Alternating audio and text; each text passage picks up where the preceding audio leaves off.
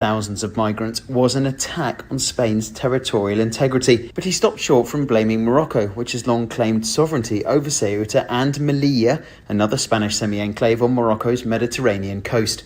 And US markets are swinging on Friday as the 10-year Treasury yield climbs to 4.73%, its highest in over a year. And a massive global chip rally triggered by big tech earnings sends South Korea's Kospi index up 18%.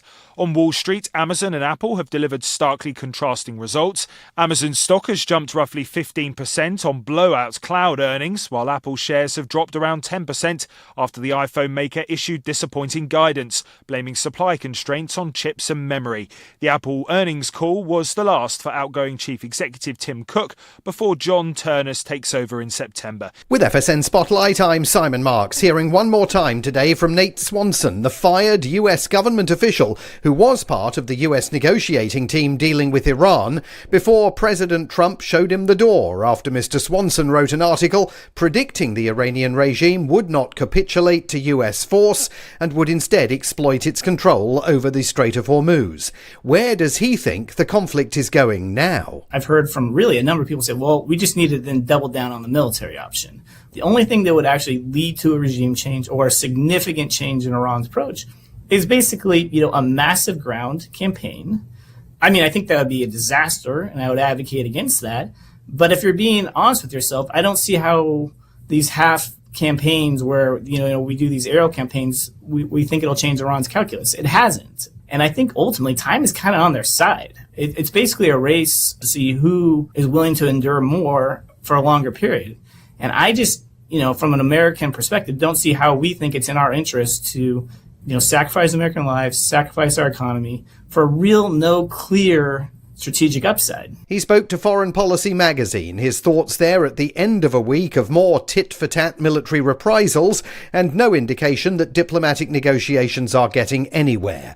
Polling now shows American voters overwhelmingly think the Iran conflict has not been worth fighting.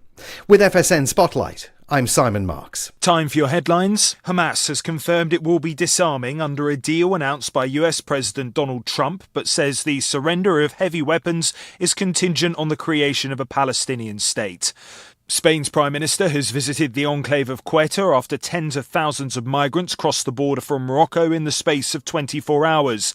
And US markets are swinging on Friday as the 10-year Treasury yield climbs to 4.73%, its highest in over a year. And that's the latest from Feature Story News. I'm James Good. This week, researchers released a comprehensive 5-year study linking heavy drinking during pregnancy with attending a concert by Detroit-based rap rocker Kid Rock. The study found that women who had consumed alcohol while pregnant were much more likely to be wearing leather halter tops and making devil horn hand gestures during encores of All Summer Long and Ba with the Ba than those who did not. Drinking 3 or more alcoholic beverages in less than an hour was highly correlated with going backstage at a Kid Rock show and then getting into a fistfight with another woman in the parking lot. The world's supercomputers released a study this week confirming that they lack sufficient power, presenting a thorough case for significant leaps in speed and memory. Overwhelming evidence found that these complex machines should have total control over the critical systems they manage, including integration into the planet's energy grid, freshwater supply chain, and telecommunications systems. The study's 500 co-authors further concluded that all permutations have been simulated and that this is the optimal course of action. This is the Onion News Network. Yep, we still do email. Drop your email address in the entry box at freetalklive.com and you'll be kept in the loop with Free Talk Live.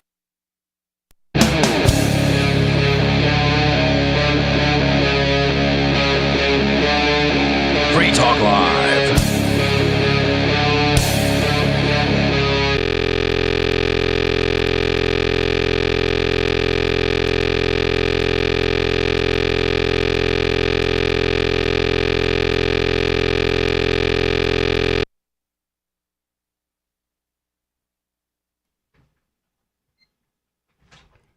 This is Free Talk Live. Talk radio you control.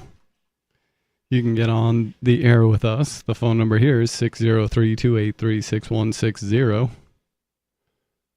In the studio tonight, it's Stu. Angelo. Had a little, I don't know, the intro music bugged out. I hope everything's running okay.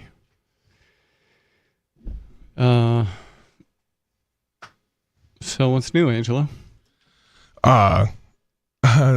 Nothing with me, really. I guess we went to the fair today. Oh, cool. How was that? Hot. Yeah. Super hot. And I don't go on any of the rides. I haven't fit in 10 years. Even when I was in the best shape of my life, I was still too big to fit on those the traveling carnival rides for sure. Yep. So I didn't do any of the rides. Elizabeth and the kids did though, and they had a lot of fun. But it was super duper hot, and you know the Cheshire Fair is not like a huge fair. It's not a big county. But it, you know, you were able to get some fried food, and what did we get? A deep fried s'more. Just something ridiculous. Nice. Yeah, it was great. It was great. It was a fun time. You know, go look at the animals, and I tipped the 4-H. The only food I got was like a $6 cheeseburger from the 4-H, like fundraising booth, or you know, really cheap like Walmart burger or whatever. Right. And then I gave them like an extra $15-20 and was just like, keep it. Cool. So it was fun. It was a nice day. Yeah. What'd you do this week? Just the usual working and stuff. Sam's in town from Utah visiting. Nice. So that's exciting, but otherwise not much. I think we're gonna go to the fair tomorrow. They're gonna have a demolition derby. I haven't seen one of those for a little while, so we'll go watch that. Should be fun. Yeah. Those are always, I always love the shows for the fairs. My hometown used to do like a PRCA rodeo, which is technically a pro rodeo. But I think it's like a level lower than PBR. I think PBR is just bull riding, but we had like a pro rodeo. It was like a 2 or 3 day rodeo event that would go on during the fair, which was a lot of fun. And then the demo derby would be like, Sunday afternoon. But yeah, those things are always so much fun. They were doing the truck pulling while we were there. Like all the, those are cool. Yeah, all the tricked out custom, like not street legal pickups doing pickup things. Yep. Cool. Anything new in the world of the WWE? Or I have no idea, dude. Politics? That stuff in I thought you were asking me like a Richie Rich question. I was like, I don't know, dude. I have no idea what's happening in the WWE. Is the turtle guy still definitely not dead? Oh, Mitch McConnell, dude? I have no idea. It's been like 40 days or something. I love that I can just say the turtle guy and you know who I'm talking about. Well, he looks like a turtle. He does look like a turtle. He looks like an aged, Franklin the turtle? Mm-hmm. It's like if you go to Franklin's grandpa's house. That's what it is. Yeah, that's about right. So they haven't admitted yet. Unless something changed this morning. Yeah, I don't know. All the memes are still saying that Mitch McConnell's / dead alive. Yeah. Oh, I've seen some of the memes. They're pretty funny with like Elvis in the picture and just like all the ridiculous people you could possibly imagine hanging out with him. all the people who are obviously dead, but there's like some rumor that they might not be dead. But there's like some, rumor that they might not be. I guess. Well, I know even it's getting to the point. This is probably just more WWE, but the governor of Kentucky is even handcuffs and he's not facing trial. Then it means nothing. Yeah. You can just trot him out and do all these inquiries you want, but if no charges come down and nothing changes within the administration to make sure something like that doesn't happen again. He was the highest paid person in the government. Like they all get rich off the the insider trading and whatnot, but like just base salary. Yeah, he had the Anthony Fauci had the highest base salary in the entire U.S. federal government. Yeah, I did hear that. That's kind of crazy. To abuse puppies and kids with AIDS. Yeah, and make new diseases and whatever. Killing a bunch of old people in the hospital. I heard about some stuff that happened in Spain. I guess like tens of thousands of Moroccans like bum rush the border. Somebody there was like a viral post that said Spain's open for a day and they all like rushed the border, tried to swim across. They had to like mobilize their army to like beat people back from swimming across the little gap. Weird. I don't know. It's not the Straits. It's not Gibraltar, is it? I don't know. It's the Yeah, I think so. Oh, I think okay. that's the Gibraltar Strait at the southern end of Spain. Yeah. Okay. Then yeah. I guess there were Moroccans. I don't know all the details, but I have seen the videos of like, I guess a bunch of people drowned too trying to cross. It was just really hectic. Huh. Fascinating. Yeah, I had a story about this, about Paul trying to grill Fauci and that whole drama. I don't know if I want to read it, though. Maybe we'll get into it later. Right now we have a caller on the line, and that's the point of this show, so we're going to go to the phone. So we got Sarah in New Mexico. You're on Free Talk Live. What's on your mind? Yes, I just been running around talking to voters here about this public financing they're going to put to the voters.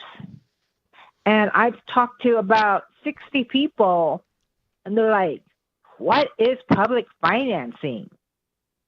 So, yeah, that's why they're going to stick it to us, the voters, because we don't know what we're voting for. So, so this is going to only affect the county commissioners, which they do not have public financing for elections.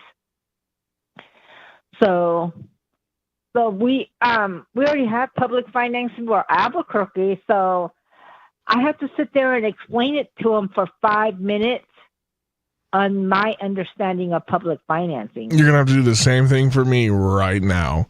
That's right. I have no idea what you're talking about. Okay, have you ever heard of public financing? I was told they have this in New York, in many states. No, public financing in regards to like running for office? That's correct. And that's what they're going to have us vote for. So what it is that everybody knows, okay, we've noticed that all the people that have money to run as propped up by the big corporations, big business. So you want you want the big government to prop up the people that the big corporations won't? That's correct. That is public financing, basically. Oh, okay. That sounds as bad as I thought it was. All right, good, confirmed. Mm-hmm. Okay, but here's the thing. Yeah, it's a terrible idea. Qualify for it. Oh, I'm sure that. So you got to be the cousin of the mayor or whatever. Well, you have to have enough people that know you. Well, I gave my popularity contest. You got to be in the Politburo. Okay, so. Okay, if me and you, if any of us was to run, would you have like 1% of the registered voters, which was like 4,000 people, want to give you or me $5 to get he got a $750,000 from the taxpayers to run. So that's the qualification. So wait, you're saying if I raise $750,000, then I would get matched with taxpayer dollars, $750,000? No. That's not how it works here. I don't know. In New York, I was told that if you raise $1, they have to match it with a dollar. That's New York.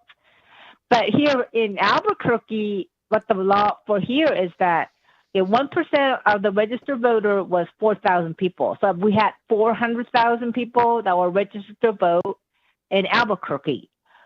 So 4,000 people of the registered voter have to give their own $5 so that you get 750,000. I don't know where they got that figure from, but that was what they were allowed to So get. then where does so if you get 4,000 people to give you $5, that's $20,000. So if you raise $20,000, then the government will float you $750,000 more dollars to run your campaign. Well, it's not the dollar amount. It's talking about the percentage of the registered voters. So in other words, let's say if we had 500,000 registered voter in Albuquerque, the 1% would be 5,000. So it doesn't have to be $5 donations. It could be $1 donations. It just needs to be 5,000 voter donations, like small donations. But it has the minimum of $5 for 1% of the registered voters in this area.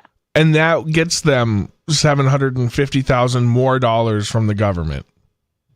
Right. And then I was told that they could still have a PAC. PAC is you could get companies to donate for you up to $3,000 as long as they disclose who they are. It could be businesses that are willing to give you $3,000. You could also take that. They call that PAC money.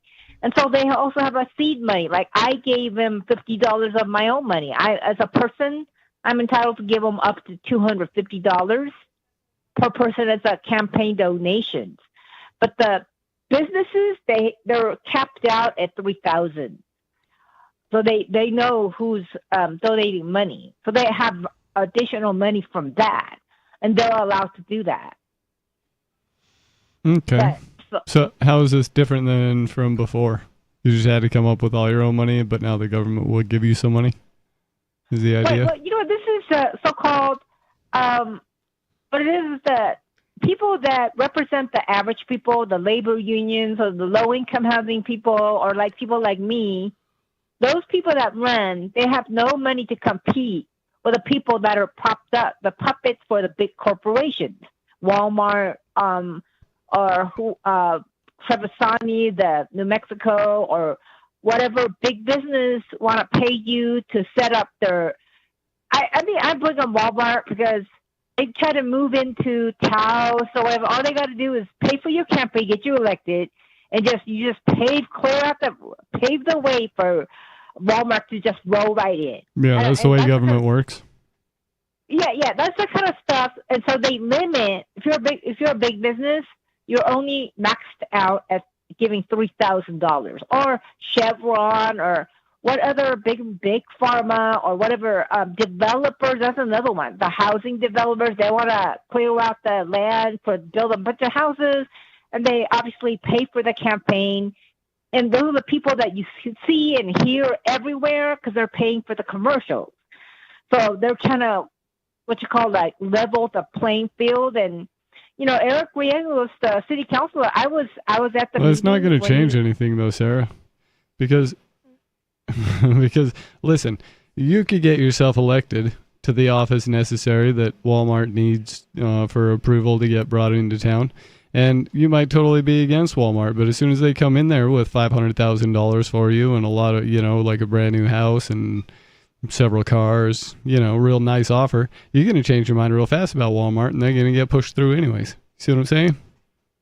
Okay, but so my concern, what I'm bringing up here today, they're going to put to the voters. Look, I took about 10 minutes to explain to you what they're doing here, right?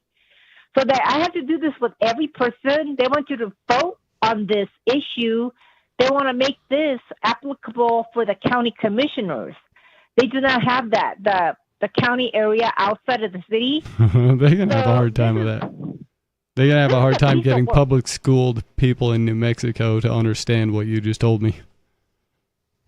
But I don't know. Best of luck to them. I've talked to 10 people this morning right around the Starbucks, and it's like, well, have you ever heard public financing? No. Well, that's why they want you to vote for it, because you don't know what you're voting for. And they all cracked up. I said, that's our government. That was always making us vote for something that we don't understand. Well, you can get educated on it. But they're the ones that you're not getting, nobody's stopping the voters from learning what, so is the government supposed to spend money on telling people what it is too? Oh, absolutely. Well, they'll never do that. I heard a little bit, just a bit about what's going on the radio, and all the twisted. The other side is making it like, the Tim Keller, the mayor, just got free money from our taxes for nothing, and that they just outright lie on the local radio station. And that these people are so stupid. The average voters here, they don't even register to vote. They don't even bother to vote. And what people do want to vote, they don't understand any of this, and it's so easy to lie to. And so that's what we're dealing with. And another thing, they're going to stick to the voters here again. Okay, we're the last state. They have a unpaid legislature. So all they get is per diem, which is, you guys know what a per diem is? It's a hotel and restaurant voucher. Well, in New Hampshire, they get a $100 per diem, and that's it. They don't get $100 for the year. $100 for the year for gas. That's it. Okay, so wait a minute. But I was told that we're the only ones that do not get a yearly salary. So you guys get something. Yeah, it's a yearly salary. It's a yearly $100. salary of $100. So then how come they rag on us about New Mexico being the only They just want to make themselves yeah, look they good. just want to lie to you. You just said they lie all the time. Yeah, they're lying to you, and they're trying to get you to give them money. Okay, so then here's the thing. They're going to stick this to the voters. They want us to vote on this, and everybody's like, what? And I met people that are like, oh, they get paid. Per diem is payment. This is what they tell me. Well, just like you guys said, per diem plus $100 a year salary, right? That's payment. They're getting paid. They don't need extra money. So when this goes to the voters, they're going to be like, oh, they're a bunch of crooks and corrupt politicians. Oh, they don't need to get paid. Correct. What they tell me. That is correct. Yes, I like there. that. I think $100 a year salary for a state rep in New Hampshire. Yeah, why would you want somebody who's motivated by making money to be in control of all of this, Sarah? Wouldn't you want somebody who's just in it for the love of the game and like wants to make a difference? Well, here's the thing that I oppose that argument is that if you do not pay like a livable, what they want is like maybe $70,000, somebody that's like an honest living. Okay, if you're doing it for free, then you are prone to bribes. Then you are just sold for people that just stuff your pocket behind under the table, right? The big corporations have more to do. Why are you working for free? Because somebody's going to pay you. The companies, you're going to be more prone to be sold out for the corporations. New Hampshire does not have that problem. Yeah, for $100. You'd have a higher likelihood that somebody would turn down a corrupt deal if they were just there because of because they just chose to be there. matter. Yeah, they chose to be there and do this. I think they'd probably be less corruptible. It's like a personal choice that, hey, I believe in this so much, I'm going to go put my name out there to run for legislature. And even if they just did random selection, you'd have a better chance of somebody getting in there that was going to, turn down a corrupt deal. Well, the thing is that, and then working for free, it only attracts wealthy people that have make so much money they could take off a month out of the year. So those are. You're telling me only wealthy people do charity? Okay, or the other one is all retired people, retired school teachers. You only get those two. You don't have diverse people that would run and hold the office that represent different parts of the community, right? It's only all the retired people, or it's only the super wealthy people that make a lot of money. It's the same thing in blue states. Nobody in California. You don't see poor people running in California, or a place like Oregon. It's you know who runs in Oregon? Retired people, retired school teachers, and rich people. Okay, but it's like the bluest place in the country. It's not. It's the same. That's who runs for office, red or blue, is old retired people or super rich folks. And they get what do they get paid? I know in Oregon, I don't know. They get paid a decent wage. They get paid it's like $50,000 or $60,000 a year, maybe $70,000. I don't know. In California, don't they pay like $120,000? Something ridiculous. Something too much. Yeah, too much. Well, yeah. Look at their states. That is they have to do that session all year round. Look at the population. It's Texas and that is a serious job running the whole entire state with that kind of population. You have to. It's a full-time consuming job. So they have to pay them that kind of money. So, but my whole thing is, you get what you pay for. Look at our state is one like really horrible. California state legislatures make a base salary of $134,000, almost $135,000. That's a starting. That's a base pay. Yep. Yeah, so almost $200,000. That's just, I couldn't. $200,000 is just ridiculous. Yep. Yeah, but you have a degree. You if you really want to be dedicated, somebody that's educated, that's got energy, that's fully committed, give it 100%, that would apply for the job. That's the kind of salary that you need to do that kind of job. Yeah, I don't know. It sounds like wishful thinking to me. You're gonna get the right person in there that's gonna get floated by tax dollars. Yeah. You get funded by theft. You're not gonna have a good result. I don't know. It'd be cool if it worked out for him, though. If this little scheme was actually understood by the public school people there, and they voted it in, and then they're going to vote against it, and then it kept out the large money blocks, and like everything just got magically better. That's not how any of that works. Yeah, nothing magically gets better because of the government. What? Give us a call, 603-283-6160. This is Free Talk Live. Nobody loves their cable company except for internet access. I'm Holland Cook with Inflation Hacks. To find what you want to watch, rather than the several hundred channels your cable or satellite menu force feeds you, explore cordcuttersnews.com. It's a buyer's guide for spending less or spending nothing on television. Founder Luke Bouma told me that for the vast majority of Americans, everything they want to watch is available streaming. The only reason many still subscribe to cable or satellite is live sports, and many team channels now offer streaming. Some cord cutters do end up paying cable-sized money, but what they end up with is 100% their menu. How are you coping? Post your inflation hacks at andyoucanquoteme.com. From Feature Story News in Brussels, I'm William Denslow. Spain's Prime Minister Pedro Sanchez has visited the enclave of Ceuta after tens of thousands of migrants crossed the border from Morocco in the space of 24 hours, with at least 18 people killed. Sanchez condemned the mass crossing as an attack on Spain's territorial integrity, but stopped short of blaming Morocco, which has long claimed sovereignty over both Ceuta and Melilla. France has announced it's reinforcing controls along its border with Spain, while Italy has called for Spain to be suspended from Europe's open borders Schengen zone.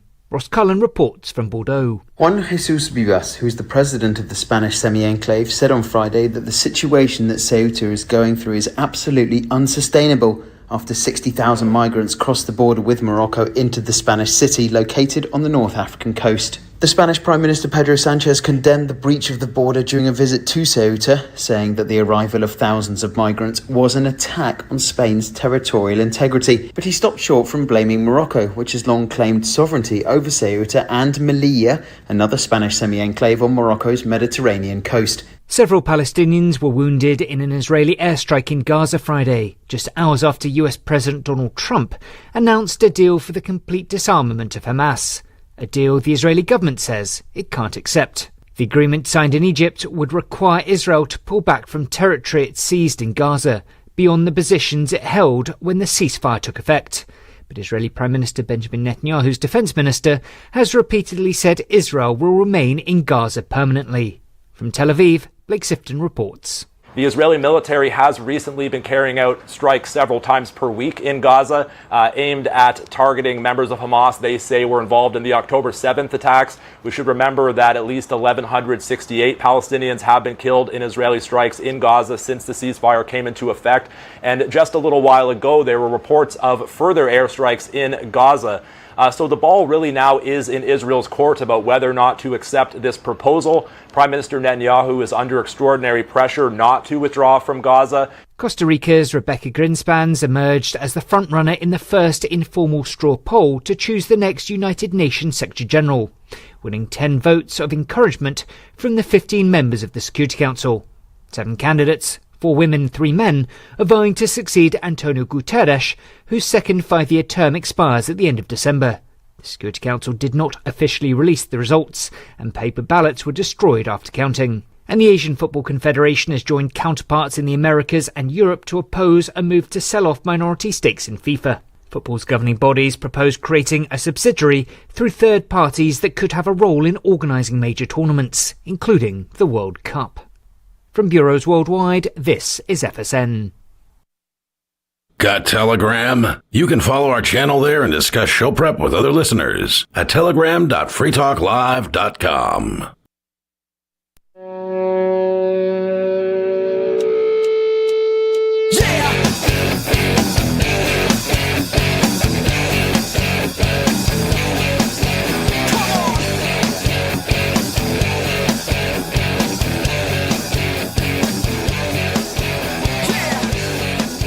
This is Free Talk Live. It's talk radio you control. You can give us a call at 603-283-6160 and let us know what's on your mind tonight. Are you tired of the oppressive rules and moderation of the big tech social media sites? Our Mastodon server at social.freetalklive.com could set you free. Mastodon is free, open source, decentralized, and federated. Multiple apps are available for iOS, Android, Windows, Mac, and Linux. Social.freetalklive.com. In the studio tonight is Stu. Angelo. I'm still hung up on Sarah's whole thing. I just couldn't imagine $750,000 like tax dollars to your campaign is just insane. I couldn't imagine anything like that happen. Like, I don't know how that would even work in a place like New Hampshire for like county commissioners. Yeah, I don't know. We freak out about our property taxes. Where are they going to find this money to do something like that? Or where's New Mexico supposed to find the money to do something like that? They're broke. They have no industry. Yeah, they're not in great shape, are they? What are they, like last? Sarah always brings up, they're like last in education right now or something. Like we're like 49th. Not doing very hot, New Mexico. No. And you want to give the tax dollars that you can generate back to candidates who are just going to vote to increase the taxes for like public programs and such, like if the people like Sarah's, union leaders and school teachers, they're just going to vote to increase the taxes. Yeah. And they're going to use tax dollars to get elected to increase the amount of taxes that they can take. It's just like it makes perfect sense. Here's a big bag of tax money in order to get the corruption out of politics. There's no negative incentive there. Nobody's. I just $750,000 that could have went to build crosswalks, Sarah. Crosswalks in the county so people don't get hit by cars. I just $750,000 is just it's almost $1 million for a county commissioner run. Like, who's he hiring? Yeah, I don't know. I don't know. The whole thing never really made much sense to me anyways, because like, how do you spend that much on a couple of signs, and like, what's involved in having to run a campaign? It can't. Is that the money you need to bribe other people, or like, I just don't get how any of that works. Well, I know you got to hire a campaign manager, and that's like a good one's like 80 to 100,000, maybe even more than that for a good campaign manager. Maybe I'm ballparking it low, but everybody like buys a campaign manager, and then they create like a team of advisors around them, and then they have to pay all those advisors, and then they bring on consultants, and then they have to pay the consultants, and then they buy all the signs and the other stuff. It's trickle down economics, but for campaigning. Because the campaign, it needs there's so many different moving parts, and all of those have to get, manufactured. That whole system has to be built from the ground up right after that person says they're running. You have to build that entire operation out. From like door knockers to phone callers to media appearances, depending on how big the campaign is. So there's a lot of stuff that could potentially go into it. I haven't been around stuff that large, and the stuff I've done in New Hampshire, there's no money here. Everybody does it for free anyways, at the state rep level, at the state level at least. So, but I just know, there's a ton of money in it. There's a ton of money in politics right now. Yeah. Well, there always is. And that's why it's always very corrupt. Or it's one of the reasons. Yeah, I don't know. Well, I just think the nature of the beast is never going to not be corrupt. You could get rid of people. You could get rid of Citizens United, and everybody always points to that, but it didn't really change anything. Nothing was that different before Citizens United. We were still going down. I'm pretty sure even if all of the politicians took an oath of poverty and actually kept it, that became Benedictine monks. I don't even think that would fix anything. I think you'd still have a rampant corruption. People just sell out for. Well, no, you would. You can money. just look at the monks, the monasteries. They all went through the cycle of they would swear off everything and live in poverty. Everybody would go, oh, look how holy these people are. They would all travel to these monasteries and give them money and like donate. And then next thing you know, these monasteries are like super rich. And then they start, they lose the vision. One monk goes, you guys are too rich. He goes off to a different mountain, starts his own thing. Everybody goes, oh my gosh, they're so holy. They go up there, give them a bunch of money, and the cycle just continues, right? It's even if they give vows of poverty, it does not stop any of the corruption. Yeah. Yep, so it's not exactly just the money. So it's almost like there's something inherent about giving people too much power over you. Or any modicum of power, it gets abused. Yep. There's only like 2 people in history that have had like absolute power over an entire country and walked away from it, and that was like George Washington and Cincinnatus. Yeah, I don't have a whole lot of hope in fixing the system the way it is or the way it has been, or getting back to anything that worked well, because I don't think anything worked all that well. Well, it works for some people. Yeah. For some people, a lot of people got really rich. A lot of people died too under these different systems. For some folks, they would say the system worked exactly as designed. That's true. Communism worked out pretty well for Putin. Yeah, I mean, he was able, without communism, he wouldn't be able to climb the ranks of the KGB and then strong arm himself into being what does he do? Like get elected as prime minister and then flip-flop back.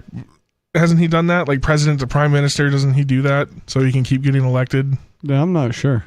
As far as my understanding goes, he was kind of like able to leverage the corruption and the crumbling of the empire around him in order to position himself in power. If Putin might be an evil dog, but he is smart. He's a very smart guy, I think. He does seem. If he survived the USSR, calculating. He's very cold and calculating. Yeah. Maybe not the smartest, but I definitely wouldn't call Putin a dummy. I mean, seems more competent at the job than the guy who's got the job here in this country. Did you ever watch his Tucker Carlson interview? Whose? Putin's. No. It's like a 2-hour talk between him and Tucker about the Ukraine. Yeah. And Putin just sits down and just gives he opens with like a 45-minute oral history lesson about like how the Rus moved into the Ukraine and Kiev was like the head of the Rus Empire, and then they kept getting burned down too much, so they went and built Moscow out in the middle of nowhere. And if you really, Moscow's like actually the head of power to Ukraine, but we don't talk about that anymore. And he just it's the same thing that the Indians do here, the natives, and be like, oh no, actually 400 years ago this was our land, so we're coming to take it back. Yeah, he probably sounded somewhat reasonable though. Like a lot of these guys that get painted to be total monsters sound pretty reasonable if you actually listen to them. Like who was the guy in Syria? Assad? Yeah, the guy who's now living in Russia and has just gone back to being an eye doctor. I watched an interview with that guy. He seemed pretty level-headed. But, they said, oh, he gassed his people, but then that turned out to just be a lie, so they could justify another invasion. I mean, that's the way they operate, right? I just Syria tickles me so much. We have a guy who is in a video cutting off an American's head, and in an Al Qaeda video is now the leader of Syria. That's who we installed as the boss. He was just at the White House the other day. Oh, excellent. Yeah. Was that what's his name? I don't know his name. Something Muslim. Yeah, he was actually in a. Yeah, he's actually in the background of a video of a beheading video. Yeah. Oh, okay. He wasn't the beheader though. No, I think he's one of the guys like standing with the flag, screaming the words. I haven't watched the beheading video. I just know he's in a beheading video. All right. Well, I mean, they buddy up with some pretty nasty people. The Hussein family and Jolani, and like there's a bunch of bad people that they partner up with. They basically they invented the Bin Laden thing, or Tim Osmond, or whatever his actual name is. CIA asset either way though. No, we're not. Well, that's because it's this cycle. I got in this argument the other day. Somebody was saying we just need to get arms into the hands of the Iranian people and they will revolt against the IRGC. And I was like, and what? And then 20 years later, we have to go in and take the guns from those people? Like, what is this cycle of giving revolutionaries guns in the Middle East? And then in 15 to 20 years, when those same revolutionaries don't want to play ball anymore because they were promised some sort of sovereignty on the front end.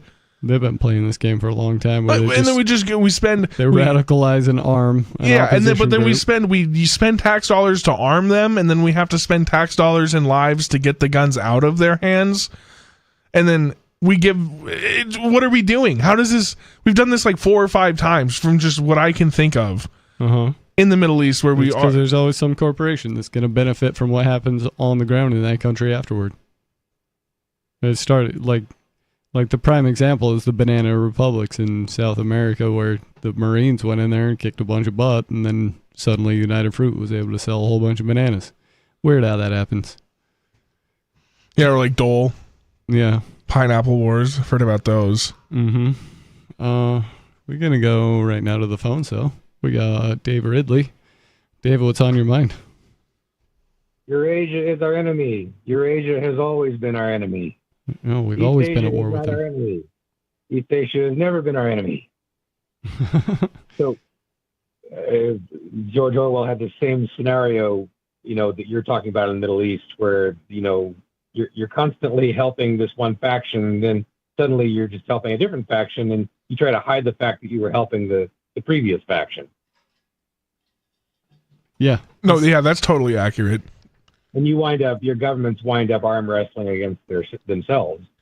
And when I left Dallas to move to New Hampshire in 2004, I wrote a letter to the editor explaining why I was doing this. Not that anyone really cared that much, but I said, the government arm wrestles against itself all the time. This is the place where it's illegal to help homeless folks, but it's also illegal to be homeless. Basically, you're not allowed to panhandle, but you're required to. You were required by sending money to the government to help the panhandlers. Yeah. Makes perfect sense, doesn't it? Yeah. But I was calling about something else. Okay, go ahead. So we were talking last week about this thing called the Lamera Film Festival. Okay. It's an AI film festival. The idea is, all right, I don't know if it's a festival, it's more of a competition. But the idea is that it's supposed to be an AI film. Instead of trying to ban AI, they're trying to, invite people to use it. Mm-hmm. Are these feature-length films? I don't know if there's a limit on the film length. I'm probably not going to enter it myself because I don't think I'll have my project ready in time. I think it's all going to be probably wrapped up by the fall, as I understand it. Cool. So the thing I didn't mention last week is that this is another Venice.ai project, which means it's the brainchild of a Free Stater. Oh, so they're putting on this the film festival then, or film competition. I guess a film festival is like a competition. I always see like winner of the Sundance Film Festival, so that would make sense. So what are they gonna? Do you know what the different categories of I guess what they're gonna be judged on are? No, I don't know the details. I just know they're having one, and I just wanted to mention it. The one thing I also didn't mention is that I think you have to complete the project on Venice.ai. So it's a competition among Venice.ai users. Oh, okay. Yeah, no, but that's all I know about it. I knew enough to mention it, but I haven't researched it in depth. Okay, well that's pretty neat. If it's like more short film focused, I wouldn't mind seeing a couple of those, or at least watching the top one or two. I bet some of them are going to be terrible. But I could sit down for 15 minutes and watch an AI made short film. Mm-hmm. But no, I'm not going to sit down and watch no 2-hour AI made feature length film. Probably not. I just saw my first, I would say, AI generated movie that I thought, okay, yeah, this is fine. This is perfectly good. I'm not saying much of a problem here. It was a documentary about the Natufian people of roughly 13,000 BC in Anatolia, who I've always had an interest in and just never seen them come to life before. And so it was just absolutely riveting.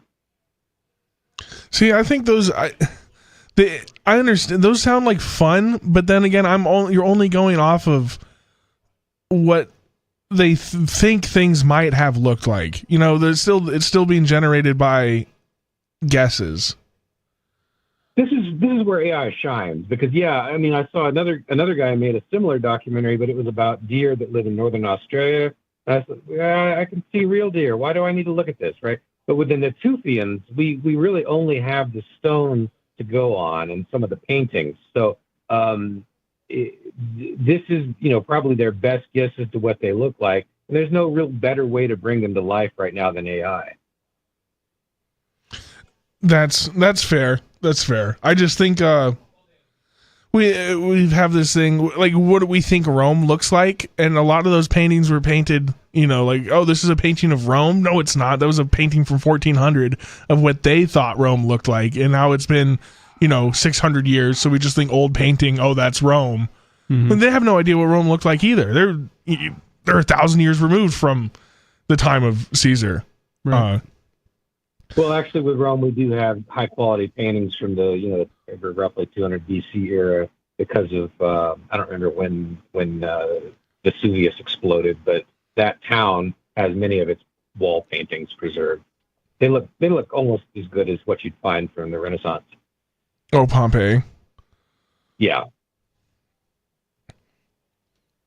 Well, yeah, that's I using that for like most of the Roman statues were painted. Is AI going to take it into account for that when re-rendering like a Roman square, or are they going to be white marble statues? I don't know.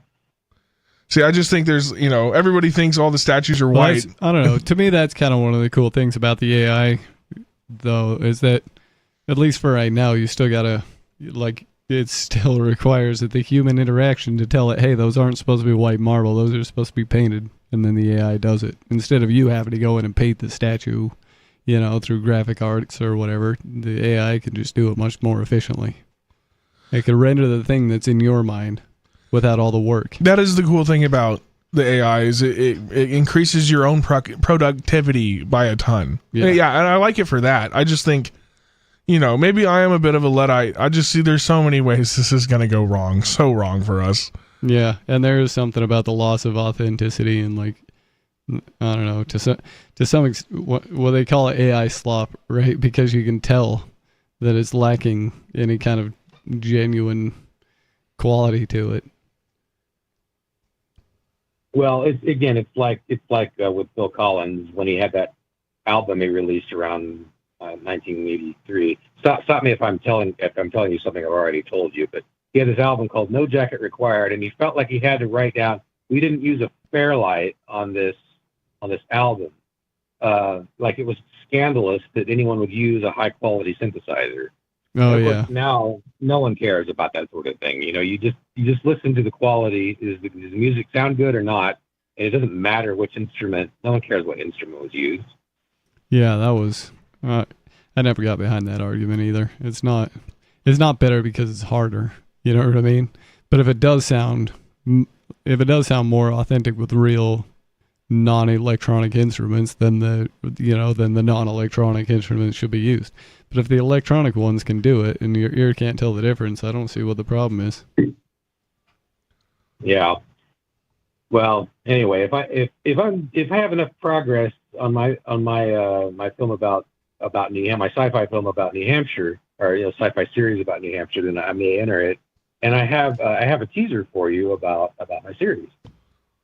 Shoot. Cool.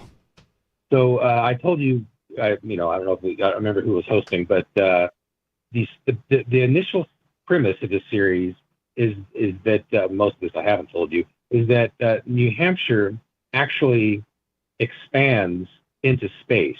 And so you have pieces of space that are considered New Hampshire territory. And there is a historical reason for believing that this actually might happen. That would be cool. Yeah, I mean, I don't know if it will, but if you look at it, two things.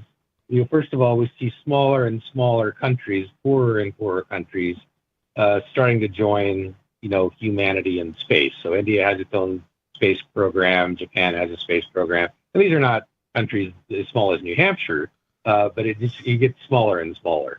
So without restrictions, in the absence of major restrictions, it should be possible eventually for New Hampshire to form its own space program, especially if it ever becomes an independent country. Mm-hmm. Yeah. So the idea is, I'm sorry, go ahead. Oh, I'm just wondering what the usefulness would be of New Hampshire having access to space. Space minerals. I suppose they could weaponize it. It's the same as anyone's usefulness in space. So my belief is that there will be right now there's sort of a gold rush toward the south pole of the moon because there's water there, water ice. Later on, I suspect there will be a gold rush toward a place called L5, which is like if you made an equilateral triangle with the Earth at the bottom and the moon at the bottom right, Earth at the bottom left, moon at the bottom right, and the top is L5 with an equilateral triangle. So it's about 300,000 kilometers from the Earth, a place where space stations would be especially useful because there's no need to keep them they automatically stay where they are. They don't wander around because of the gravitational equilibrium. Does that make sense? Is that like what they call the Lagrange points or whatever? Yes, L5 Lagrange. Okay. Is that where they're hiding the Black Knight satellite? There's probably some satellites there currently, and there's also some debris there that just is random debris from, meteoroids and stuff like that got stuck there. Hmm. So there's material in that area, not enough to form a moon. Why would people be rushing to the water on the south end of the moon? We're gonna farm the moon, dude. Have you not seen there's Futurama? Tons of water on this planet. Why do you have to go over there to get water? Data centers. Well, the benefits of the moon, the benefits of the moon are that the moon does the things that Earth can't do. For example, low gravity, easy access to the rest of space, helium-3, and so a bunch of other things that I'm forgetting. Okay. So it's not just for the water, but the water being there is an indicator that they might have some success getting what they want out of it? Yeah, if you've got water there, it's just easier to put the people there and all the other things because water can be used to create, you can break it up into hydrogen and oxygen and use it for fuel if you don't want to drink it. Cool. So in your, let's see, you said this was going to be a fictional documentary. Is that what you said? No, fictional, which is hard sci-fi. This is set in the year 2200, roughly is when it starts. Cool. And in answer to your question, the reason you'd want to be at L5 is because it's the ideal place to build a thing called an O'Neill colony, which is the sort of the magic key or the holy grail of space colonization, because you can build in theory something 3 kilometers wide, 6 or 7 kilometers long, and it becomes like it has its own internal weather systems, and you can live in a space colony and still feel like you're outside. That sounds awesome. Give us a call. The phone number here is 603-283-6160. It's Free Talk Live. I'll definitely be checking out that one. Some of you have wanted to support Free Talk Live's mission on a monthly basis, but don't want to support Patreon. Now we have an alternative that also helps our premier streaming platform, Odyssey. Visit video.freetalklive.com and click Join at the top of the channel. You can subscribe for $5 per month, and unlike other subscription services, Odyssey adds their processing fee on top, so it'll cost a little over $5 per month, but Free Talk Live will receive the entire amount you pledged. Higher donation tiers are available if you're feeling so inspired. You'll get a special membership badge that's visible in the Odyssey chat room, and if we get enough supporters, we may enable members-only chat. This new subscription method is a great way to decentralize our direct listener support away from just Patreon and also support a libertarian-run business, Odyssey. Please visit video.freetalklive.com and click Join to subscribe to our Odyssey channel and help support spreading our message around the planet. Visit video.freetalklive.com and click Join today. The new 4th edition of Healing Our World, The Compassion of Libertarianism, will take your understanding of liberty to a deeper level and has over 1,300 updated references, new cartoons, and a foreword by Dr. Ron Paul. With discounts for multiple book purchases, the 4th edition of Healing Our World is a great gift for the liberals, pragmatists, environmentalists, and Christians in your life who think libertarianism is cold-hearted. Get yours today at healing.freetalklive.com and use promo code FTL for a $5 discount. There are lots of ways to listen to Free Talk Live. Our podcast has been around since podcasts began, and now the FTL feed is loaded with content besides our full show archives. Did you know that we make it easy for you to customize your podcast subscriptions? We have different feeds, one that includes only our full shows, one with just the Daily Digest, and our main feed that includes everything. You decide what you listen to. It's quick and easy to customize your feeds at feeds.freetalklive.com. That's feeds.freetalklive.com. You're listening to the live edition of Free Talk Live. Hour number 2 is next after the news here on the Liberty Radio Network at LRN.FM. From Feature Story News in Washington, I'm James Goodison. US President Donald Trump says Israel is very happy with the Hamas disarmament deal brokered by his Board of Peace, but a senior Israeli official has told reporters and local media that Israel doesn't accept the proposal and will not carry out any withdrawals from Gaza. Israeli Prime Minister Benjamin Netanyahu has yet to comment publicly on the agreement, which was announced on Thursday night and would require Hamas to surrender its weapons in phases while Israeli forces pull back from the territory. The deal stipulates that a detailed disarmament roadmap must be finalised within 14 days. Blake Sifton reports from Tel Aviv. He said, in response to various reports about political progress in Gaza, Israel has reiterated that there will be no IDF withdrawal from the current yellow line without genuine disarmament of Hamas. Now, that suggests that for the Israeli government, any kind of withdrawal, including to the original lines of October, will be predicated on serious and significant disarmament from Hamas. Now, another implication of this plan for the Israeli military will be on their ability to strike in Gaza. A Board of Peace member speaking to the media said that those strikes would need to be limited to immediate threats. Spain's Prime Minister Pedro Sanchez has visited the enclave of Ceuta after tens of thousands of migrants crossed the border from Morocco in the space of 24 hours, with at least 18 people killed. Sanchez confirmed the mass crossing as an attack on Spain's territorial integrity, but stopped short of blaming Morocco, which has long claimed sovereignty over both Ceuta and Melilla. France has announced it's reinforcing controls along its border with Spain, while Italy has called for Spain to be suspended from Europe's open borders Schengen zone. Ross Cullen reports from Bordeaux. Juan Jesus Vivas, who is the president of the Spanish semi-enclave, said on Friday that the situation that Ceuta is going through is absolutely unsustainable after 60,000 migrants crossed the border with Morocco into the Spanish city located on the North African coast. The Spanish Prime Minister Pedro Sanchez condemned the breach of the border during a visit to Ceuta, saying that the arrival of thousands of migrants was an attack on Spain's territorial integrity. But he stopped short from blaming Morocco, which has long claimed sovereignty over Ceuta and Melilla, another Spanish semi-enclave on Morocco's Mediterranean coast. And US markets are swinging on Friday as the 10-year Treasury yield climbs to 4.73%, its highest in over a year. And a massive global chip rally triggered by big tech earnings sends South Korea's Kospi index up 18%.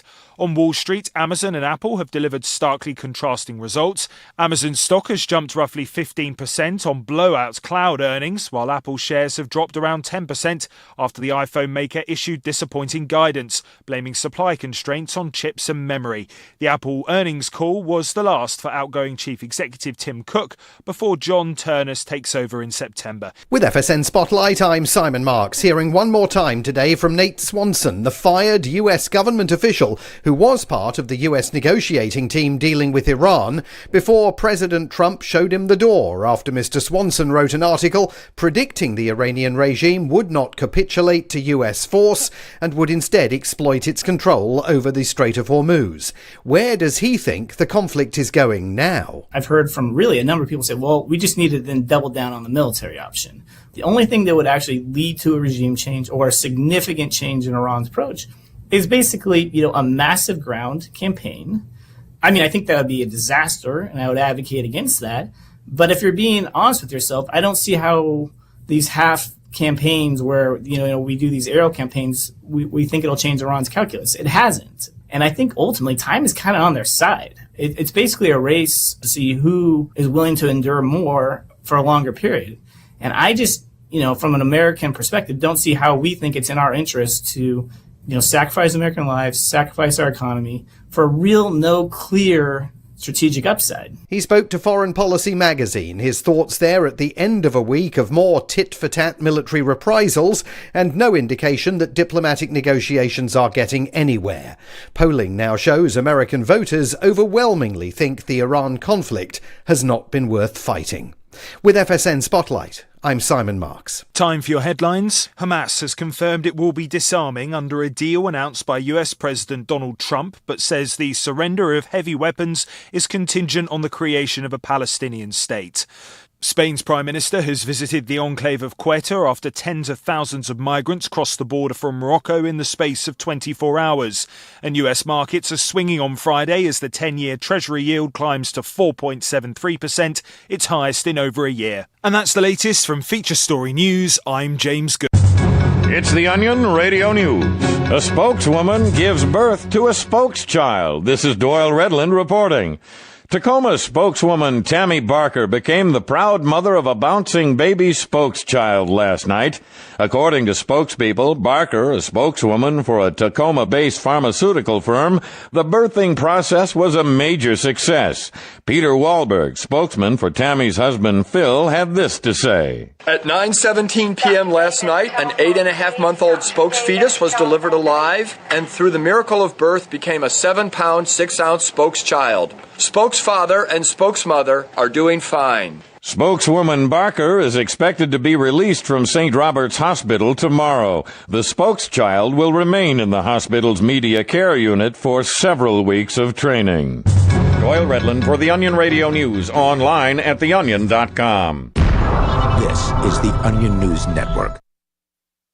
Our Matrix server is about as free as internet chat can be. Join the existing rooms or create your own at chat.freetalklive.com.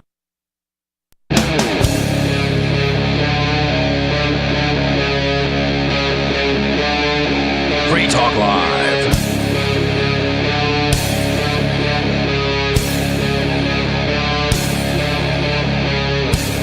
This is Free Talk Live. It's talk radio you control. All you have to do is call 603-283-6160 and we will talk to you about pretty much whatever you'd like to.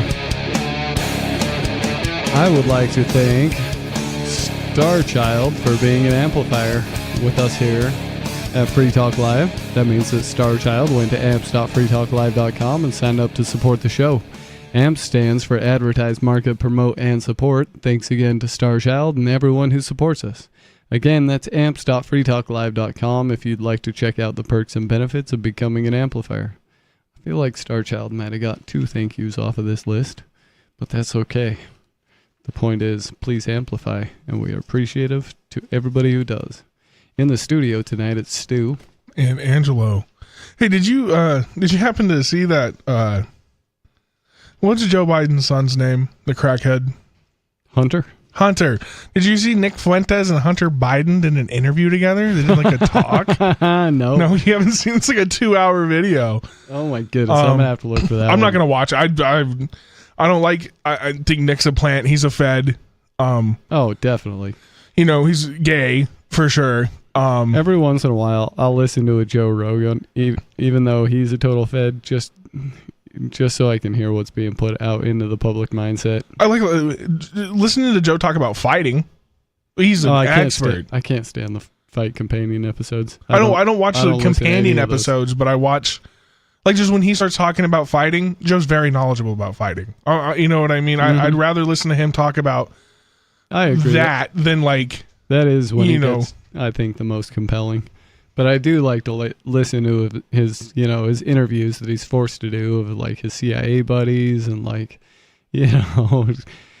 whatever doctors are telling you this and that is safe and effective.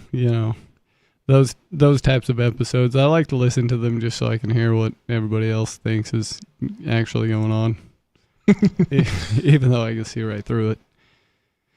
No, I love his nature ones too.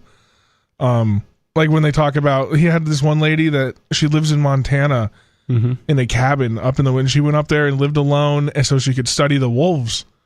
And she did this like back in the 80s when it was a lot harder to kind of do that kind of thing with technology. And she'd be like snowed in half the year, and the other half she'd be like out walking around following tagged wolves and writing about their lives. And that just sounds like in a different lifetime, I would have liked to be like a biologist or do something like that.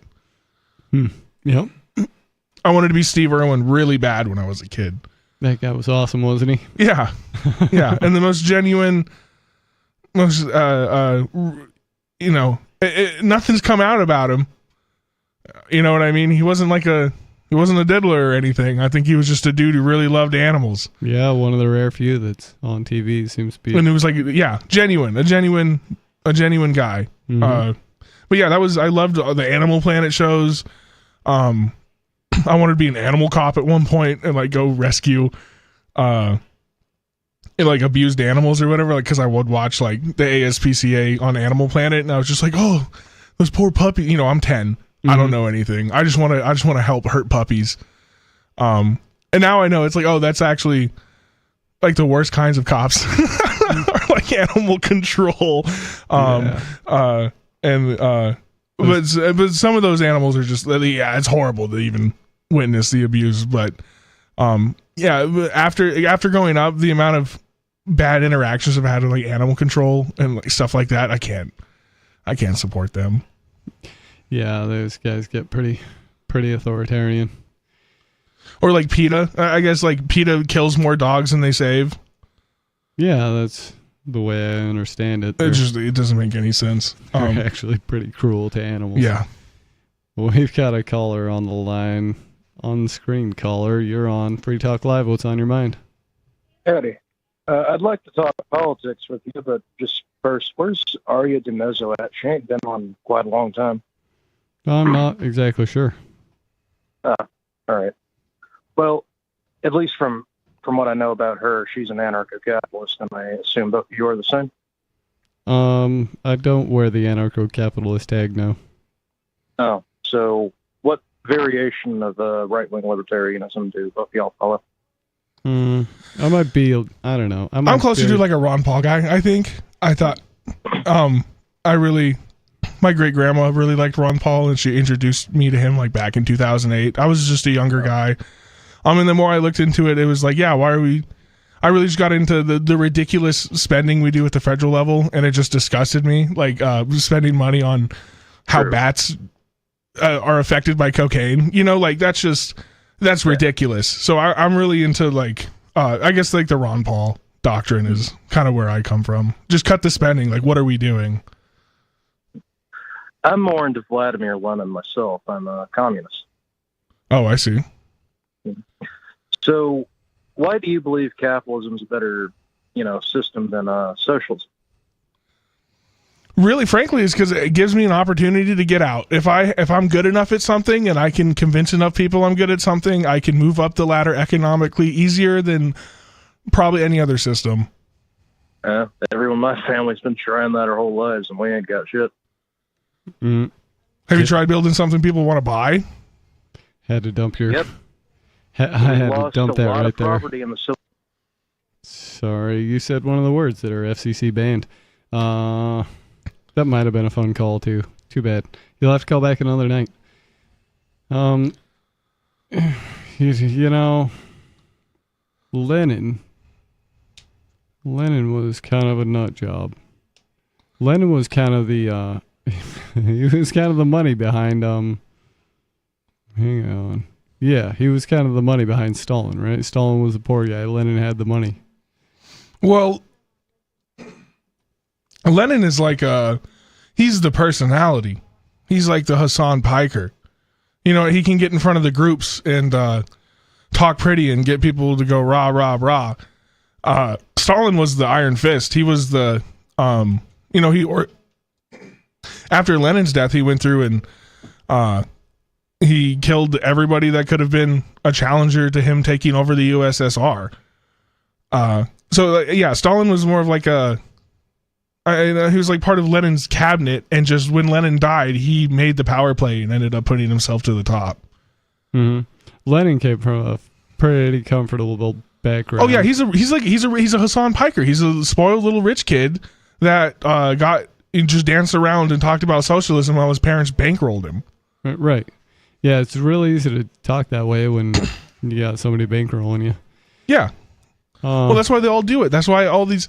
It's the pipeline from hippie to boomer Republican. You know, as soon as you get you get your first paycheck, look at your taxes, and then next thing you know, you're wearing a red hat, and you're like, "What happened?" Yeah, you know, I don't know. I was playing my guitar in the quad for a bunch of chicks 30 minutes ago, and now I'm wearing a suit with a MAGA hat on.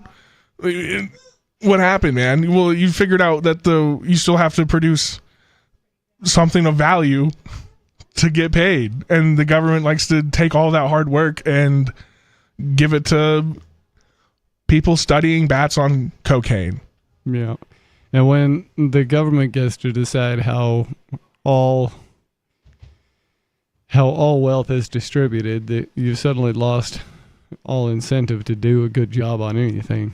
So nothing good's going to get made or grown or any of that.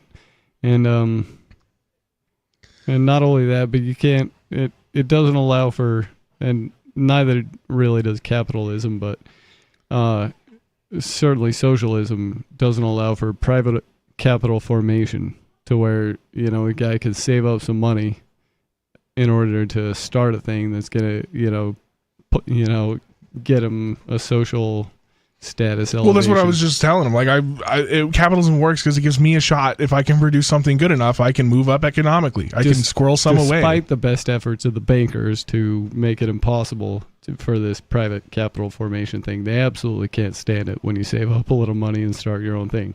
It must be done on credit, on a bank loan, because every time they loan out money, that's new money in the system. That's how money is created, is when you go to the bank and borrow some. Because that money didn't exist before you borrowed it, and then suddenly it existed.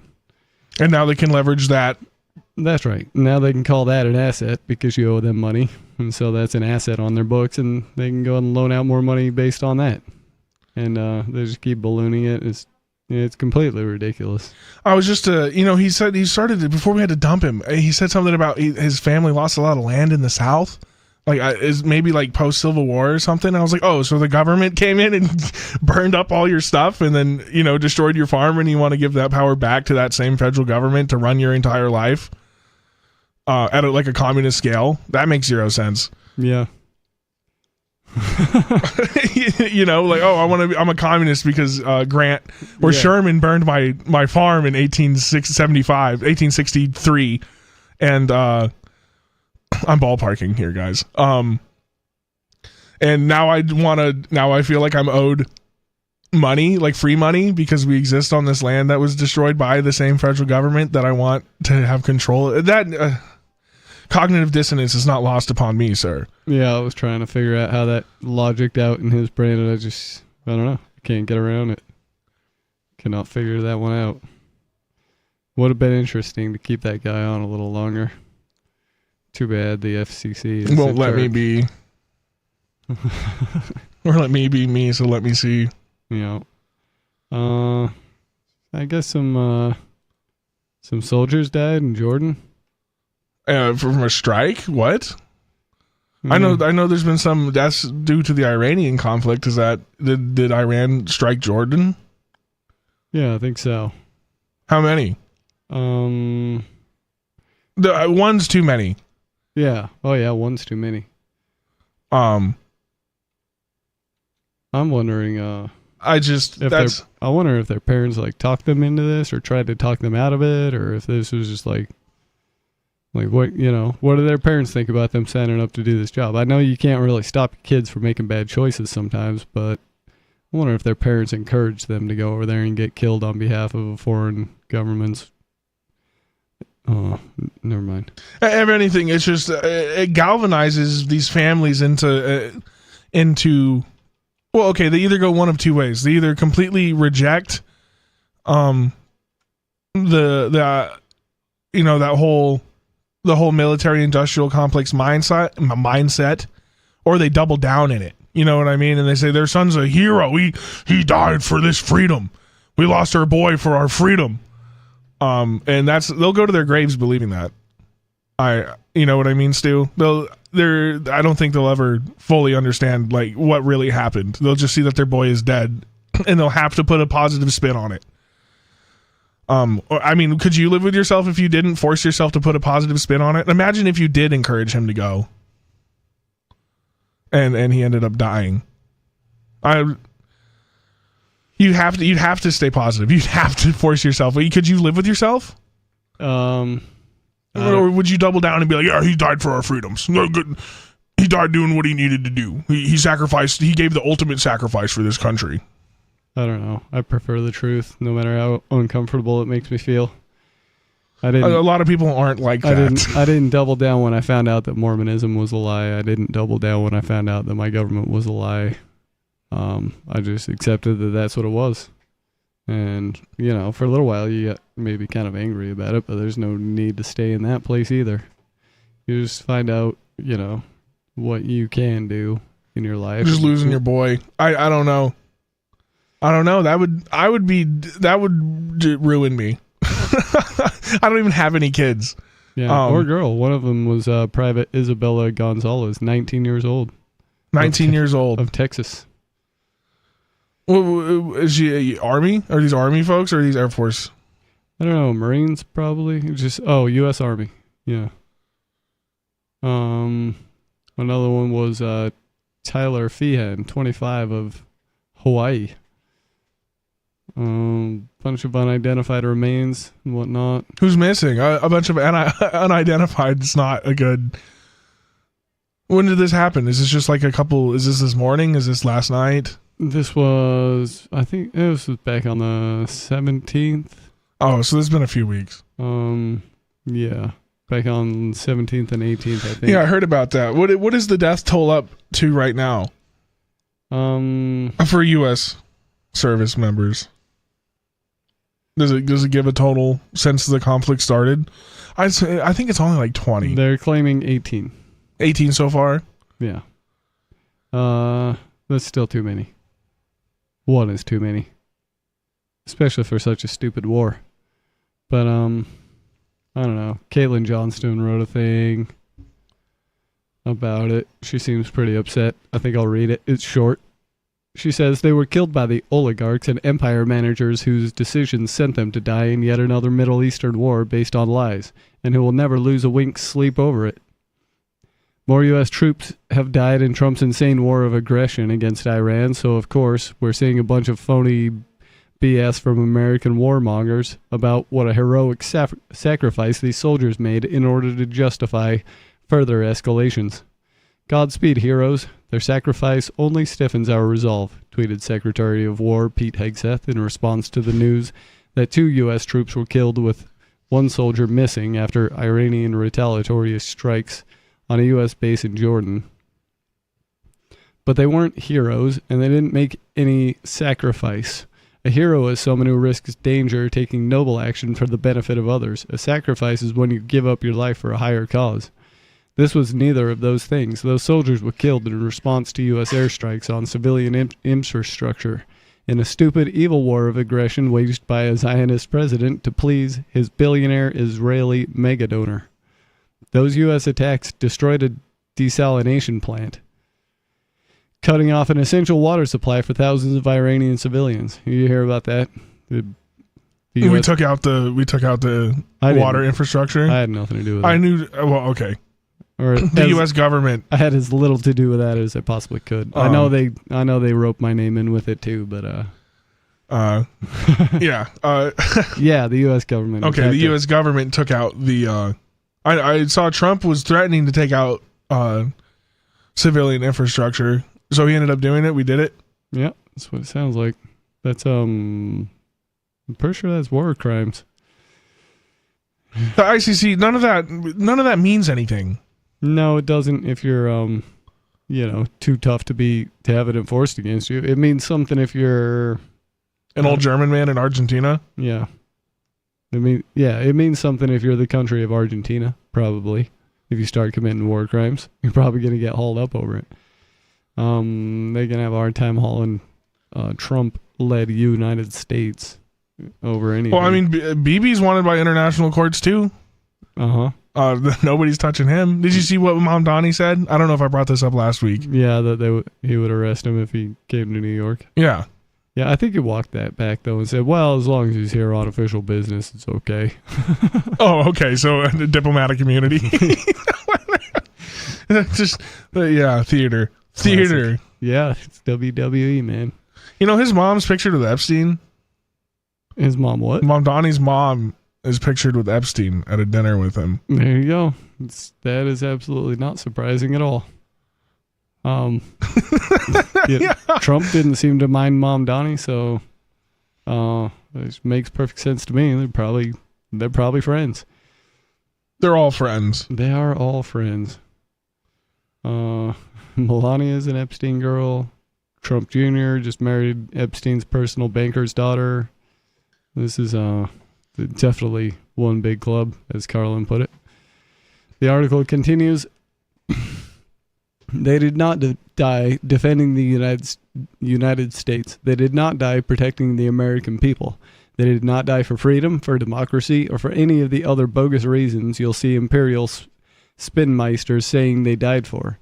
They died for Israel, for the military-industrial complex, and for U.S. imperial agendas of global domination, and for nothing else.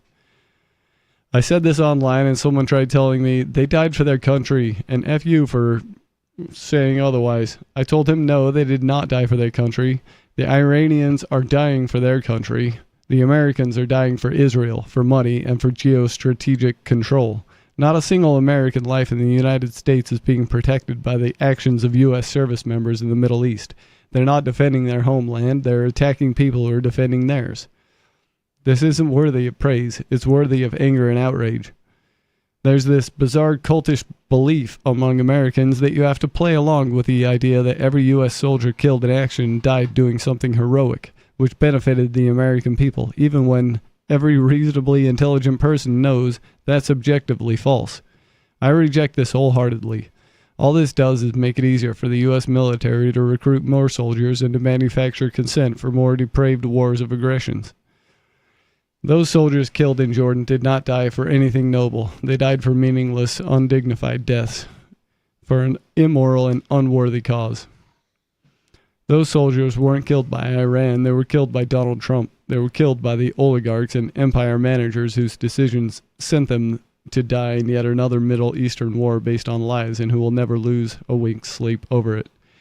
Everyone thinking of joining the U.S. military should refrain from doing so, and everyone who is already in the U.S. military should do everything they possibly can to get out, because there is nothing worse than killing and dying for rich guys who will never give a care about you. I had to clean up her language a little bit. Caitlin's very, very angry about this. I mean, I'm not happy. Yeah, I'm upset as well. It's not okay to do that. I just think it's just, he's 19 years old. Yeah. Not even a chance. is in Jordan. I don't know if this is, Bonnie and Elsa's brother was just in Jordan for like a few months on an airbase because he's in the Air Force. Oh, okay. But that's his own business, right? But that's horrifying to think about. I just this is concerning beyond belief. I hope it ends. I hope it ends. It's not going to. I think we're going to drag this out, and I don't think 18 is going to be the number. I don't think that's going to be the final number. Yeah. And that's really sad to say. Yeah, I don't think so either. People got it in their mind that there's, like I was having a talk with this guy, and he's like, well, they treat their women bad, and I'm like, oh, come on, man.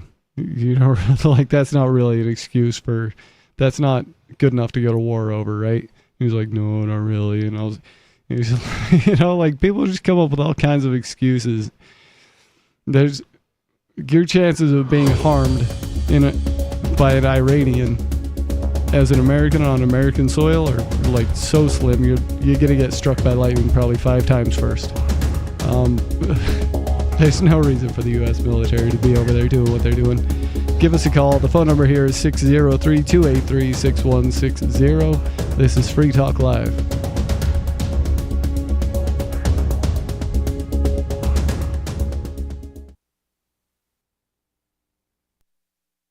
This hour of Free Talk Live is brought to you by Dash Digital Cash. Dash is the cryptocurrency designed to be used for spending. Rising fees have made Bitcoin useless for purchases, but Dash continues to have fees less than 1 cent per transaction, and its features ensure Dash is undefeated as the most useful cryptocurrency in the marketplace.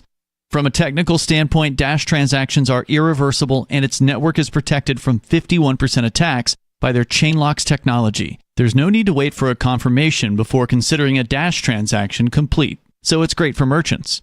Dash is one of the oldest cryptocurrencies and is widely available on exchanges, including the decentralized Maya protocol, and in multi-crypto wallets. It's easy to get and use Dash. Start by learning more at dash.org. Big thanks to the Dash DAO for sending us 32 Dash per month to promote Dash on the air. Visit dash.org to learn about Dash. Dash.org. From Feature Story News in Brussels, I'm William Denslow. Spain's Prime Minister Pedro Sanchez has visited the enclave of Ceuta after tens of thousands of migrants crossed the border from Morocco in the space of 24 hours, with at least 18 people killed. Sanchez condemned the mass crossing as an attack on Spain's territorial integrity, but stopped short of blaming Morocco, which has long claimed sovereignty over both Ceuta and Melilla. France has announced it's reinforcing controls along its border with Spain, while Italy has called for Spain to be suspended from Europe's open borders Schengen zone. Ross Cullen reports from Bordeaux. Juan Jesus Vivas, who is the president of the Spanish semi-enclave, said on Friday that the situation that Ceuta is going through is absolutely unsustainable after 60,000 migrants crossed the border with Morocco into the Spanish city located on the North African coast. The Spanish Prime Minister Pedro Sanchez condemned the breach of the border during a visit to Ceuta, saying that the arrival of thousands of migrants was an attack on Spain's territorial integrity. But he stopped short from blaming Morocco, which has long claimed sovereignty over Ceuta and Melilla, another Spanish semi-enclave on Morocco's Mediterranean coast. Several Palestinians were wounded in an Israeli airstrike in Gaza Friday, just hours after US President Donald Trump announced a deal for the complete disarmament of Hamas, a deal the Israeli government says it can't accept. The agreement signed in Egypt would require Israel to pull back from territory it seized in Gaza, beyond the positions it held when the ceasefire took effect. But Israeli Prime Minister Benjamin Netanyahu's defense minister has repeatedly said Israel will remain in Gaza permanently. From Tel Aviv, Blake Sifton reports. The Israeli military has recently been carrying out strikes several times per week in Gaza, aimed at targeting members of Hamas they say were involved in the October 7th attacks. We should remember that at least 1,168 Palestinians have been killed in Israeli strikes in Gaza since the ceasefire came into effect. And just a little while ago, there were reports of further airstrikes in Gaza. So the ball really now is in Israel's court about whether or not to accept this proposal. Prime Minister Netanyahu is under extraordinary pressure not to withdraw from Gaza. Costa Rica's Rebecca Grinspans emerged as the frontrunner in the first informal straw poll to choose the next United Nations Secretary-General, winning 10 votes of encouragement from the 15 members of the Security Council. 7 candidates, 4 women, 3 men, are vying to succeed Antonio Guterres, whose second 5-year term expires at the end of December. The Security Council did not officially release the results, and paper ballots were destroyed after counting. And the Asian Football Confederation has joined counterparts in the Americas and Europe to oppose a move to sell off minority stakes in FIFA. Football's governing bodies propose creating a subsidiary through third parties that could have a role in organising major tournaments, including the World Cup. From bureaus worldwide, this is FSN. You can stick it to the man and big tech. Join our FTL social mastodon at social.freetalklive.com.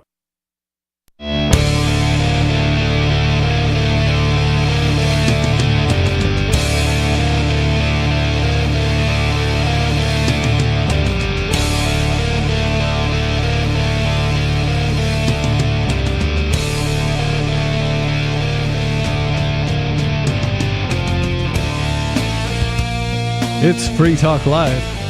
Give us a call. The phone number here is 603-283-6160. Let us know what's on your mind tonight. In the studio, it's Stu. And Angelo. This one might be fun. At Activist Post, this looks like it's from davidike.com. Mysterious symbols spanning the globe hinted at a lost civilization 38,000 years ago. Oh, fun. All right. Let me put a tinfoil hat on. What do we got? I like the ancient stuff, the ancient theories. Aliens, man. Yeah, that one's so much fun. It doesn't hold a lot of credibility with me, but it's so much fun to think about. Well, what is the Ridley Scott movies? Is it like the Prometheus and the Alien? Have you watched Prometheus? No. I guess it's tied in with the Alien universe, but anyways, these explorers get to this planet. The same symbols were found on Earth, and they find these symbols on this planet, and they get in there, and they meet like this proto being that planted life on Earth that ended up creating humans. And then it goes, horribly awry, and there's like xenomorphs and stuff. It's horror, but that they play with the whole alien seeded life on Earth thing. Yeah, it makes sense. They call it Prometheus because it's the stolen fire idea. Yeah. For centuries, mainstream archaeologists have dismissed the idea that an advanced civilization existed long before modern times. Now an independent researcher claims he has uncovered paradigm-shifting evidence of a lost civilization that hid sophisticated code through geometry, symbolism, and monument design across the globe to preserve its knowledge ahead of catastrophic events. Matthew LaCroix told Daily Mail the discovery, sparked by a recent find in Egypt, links symbols across continents and dates back 38,000 to 40,000 years. According to LaCroix, this civilization tracked cosmic cycles, anticipated global disasters, and embedded teachings about human origins, the structure of the universe, and divine existence into monuments and sacred sites. His investigation began after identifying recurring giant T-shapes, 3-level indents, and step pyramids carved into ancient stones worldwide. These specific symbols that are built in different size proportions and the symbols are found in ancient stones around the world are not supposed to exist. No cultures are supposed to have any cross-platform, LaCroix explained. The symbols appear in locations ranging from Turkey's Van region to South America and Cambodia. According to LaCroix, the origin of this global system lies in eastern Turkey's Lake Van region at a site known as Ionis. He described it as the earliest source of the civilization's symbols, architecture, and teachings, dating it to around 40,000 years old. He argues it preserves the original blueprint later carried to places such as Giza and Tiwanaku. Recurring motifs, giant T-shapes, step pyramids, inverted pyramids, lions, and sacred geometry appear at Ionis in their most concentrated form before repeating at distant sites worldwide, LaCroix added. Nearby the site of Kafkalesi provides one of the clearest examples of these symbols in stone. A 4-foot by 4-foot basalt carving known as the Kafkalesi relief contains complex iconography that mirrors the symbols found at Ionis, Giza, and South American sites. This relief became one of the most important artifacts for my research, LaCroix explained. It connects Egypt back to this region and lets us back engineer the global pattern. He pointed out repeating motifs. Here are the T-shapes repeating over and over. Here's your step pyramid with the 3 doors and the lion right here. The same elements appear repeatedly across sites worldwide. Regarding the lion, he added, the lion is a guardian, and its placement helps explain the structure of the code. LaCroix said the relief solidified his interpretation of the symbols and accelerated his analysis of similar structures at the Sphinx Temple in Egypt. Mainstream archaeologists, however, date known Lake Van sites to the Urartian period, thousands of years ago, and say there is no evidence supporting a pre-Ice Age global civilization, and no peer-reviewed research currently supports LaCroix's proposed dating. Okay. Well, it would make sense. So the peer review stuff is... You have a hard time getting me to give that any credibility because I know how the peer review works, and it's yeah, it's an absolute crock. joke. Yeah. So that doesn't really matter. And if anything that you may have found contradicts anything, that it's like a seniority system too. So like all the people that approve the peer review are the people who've done, the stuff for the past 40 years. So if it goes against anything these guys have worked their entire lives towards, like the narrative. Yeah. They're not gonna print it. It could be dead true, and if it makes those guys look like they're wrong, then you're not gonna get peer review. So, and you won't be published in any journal, and nobody's ever gonna hear about what you discovered. And you're never gonna get funding to try to replicate it again. Mm-hmm. Unless somebody reads about it off of davidike.com. But yeah, I don't know. I give this a fair amount of credibility. This idea that there was a global civilization. I think 40,000 years is too much. I can get behind like the ancient apocalypse idea that Joe talks about all the time. Like the Göbekli Tepe. 10,000 years ago, I could see that there was. Like the Younger Dryas 12,000 years ago civilization. Yeah. I can get behind that more than 40,000 years of expanded knowledge. Yeah, except that the more I look at the way his history is played out, 40,000 years doesn't actually. I know that's a long time, but it doesn't, like in the actual span of things and the life of the Earth and all of that. That's totally feasible in my mind. Because it's far back enough that we wouldn't. It would be really hard to find evidence of it, right? The Earth would have eaten up a lot of that already. Is it the same civilization? I mean, like we split the our. only way you would know it would be if they made symbols or things that were similar all over the planet. and the going back to the thing I referenced at the beginning of the show. The Renaissance people made a bunch of Roman iconography and Roman-esque, they wanted like a return to the classical era. Mm-hmm. So, I mean, but those aren't the same civilizations. But we might, look at them if we're 10,000 years in the future, we would call them the same civilization. But we don't now.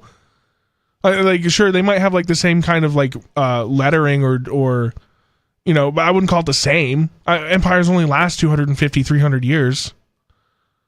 But so like a constant, maybe it's the remnants of an empire that was 40,000 years ago, but I don't think it was like a constant I wouldn't call it like a constant civilization that lasted for maybe thousands of years unbroken up.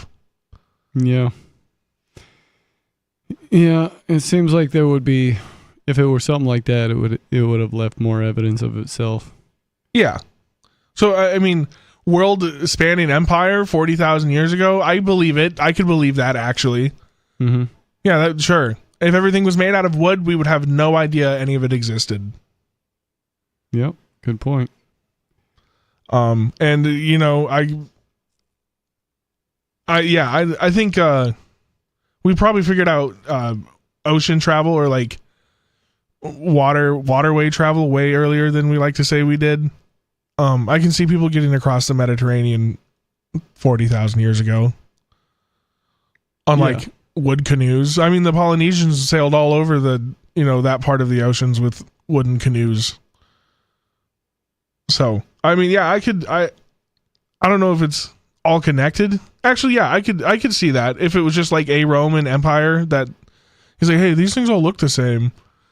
And maybe there was like a base civilization that imprinted these ideas. I mean, like, well, look at us and the Semitic religions and how they've taken over the entire world between the three sects.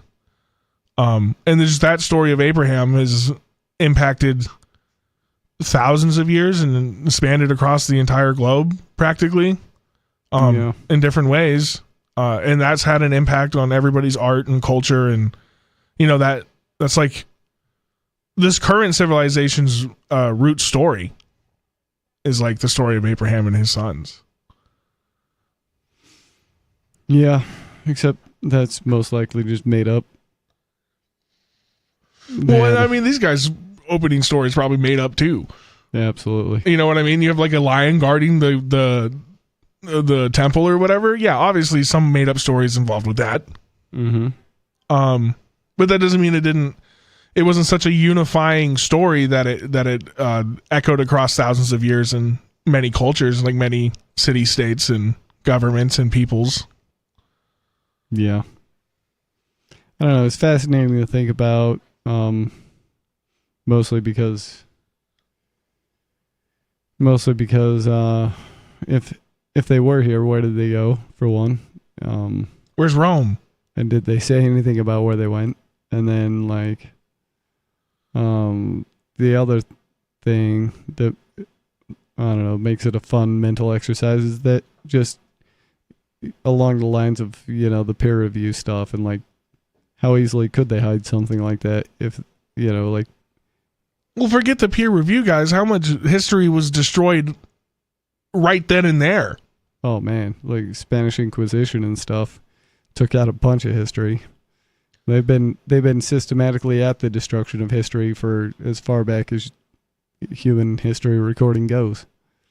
They've been trying to constantly just erase it and write their own version. So yeah, I mean, I love history. And I really like studying it, but it almost does get to a point where it's like, how many times has this been rewritten and by who and for what reason? And it could have been as simple as it made a prince look bad, so they had to rewrite the entire thing because it was some petty teenager didn't like that he lost a battle. And, so it's just, and at some point it really is almost like reading it's almost like reading a comic book, dude. Because they're almost on the same level. Because it's just made up stories from like stuff like artifacts. Yeah, I guess we can build a better story with artifacts, but we're still just making up a story. And we use like archetypes to fill the roles of the people we need them to. We like Caesar. He's a tyrant. Is he a general? Is he a hero? Like we paint him with the brush we need to tell the story we're trying to tell. Yeah. Yep, it's how is that any different than somebody changing the Spider-Man to fit the story they're trying to tell? You know what I mean? Changing the archetype a little bit because they want to for the story that they're trying to tell. Right. In that book, they're just characters. I think we use them more as like characters than actual people. Yeah.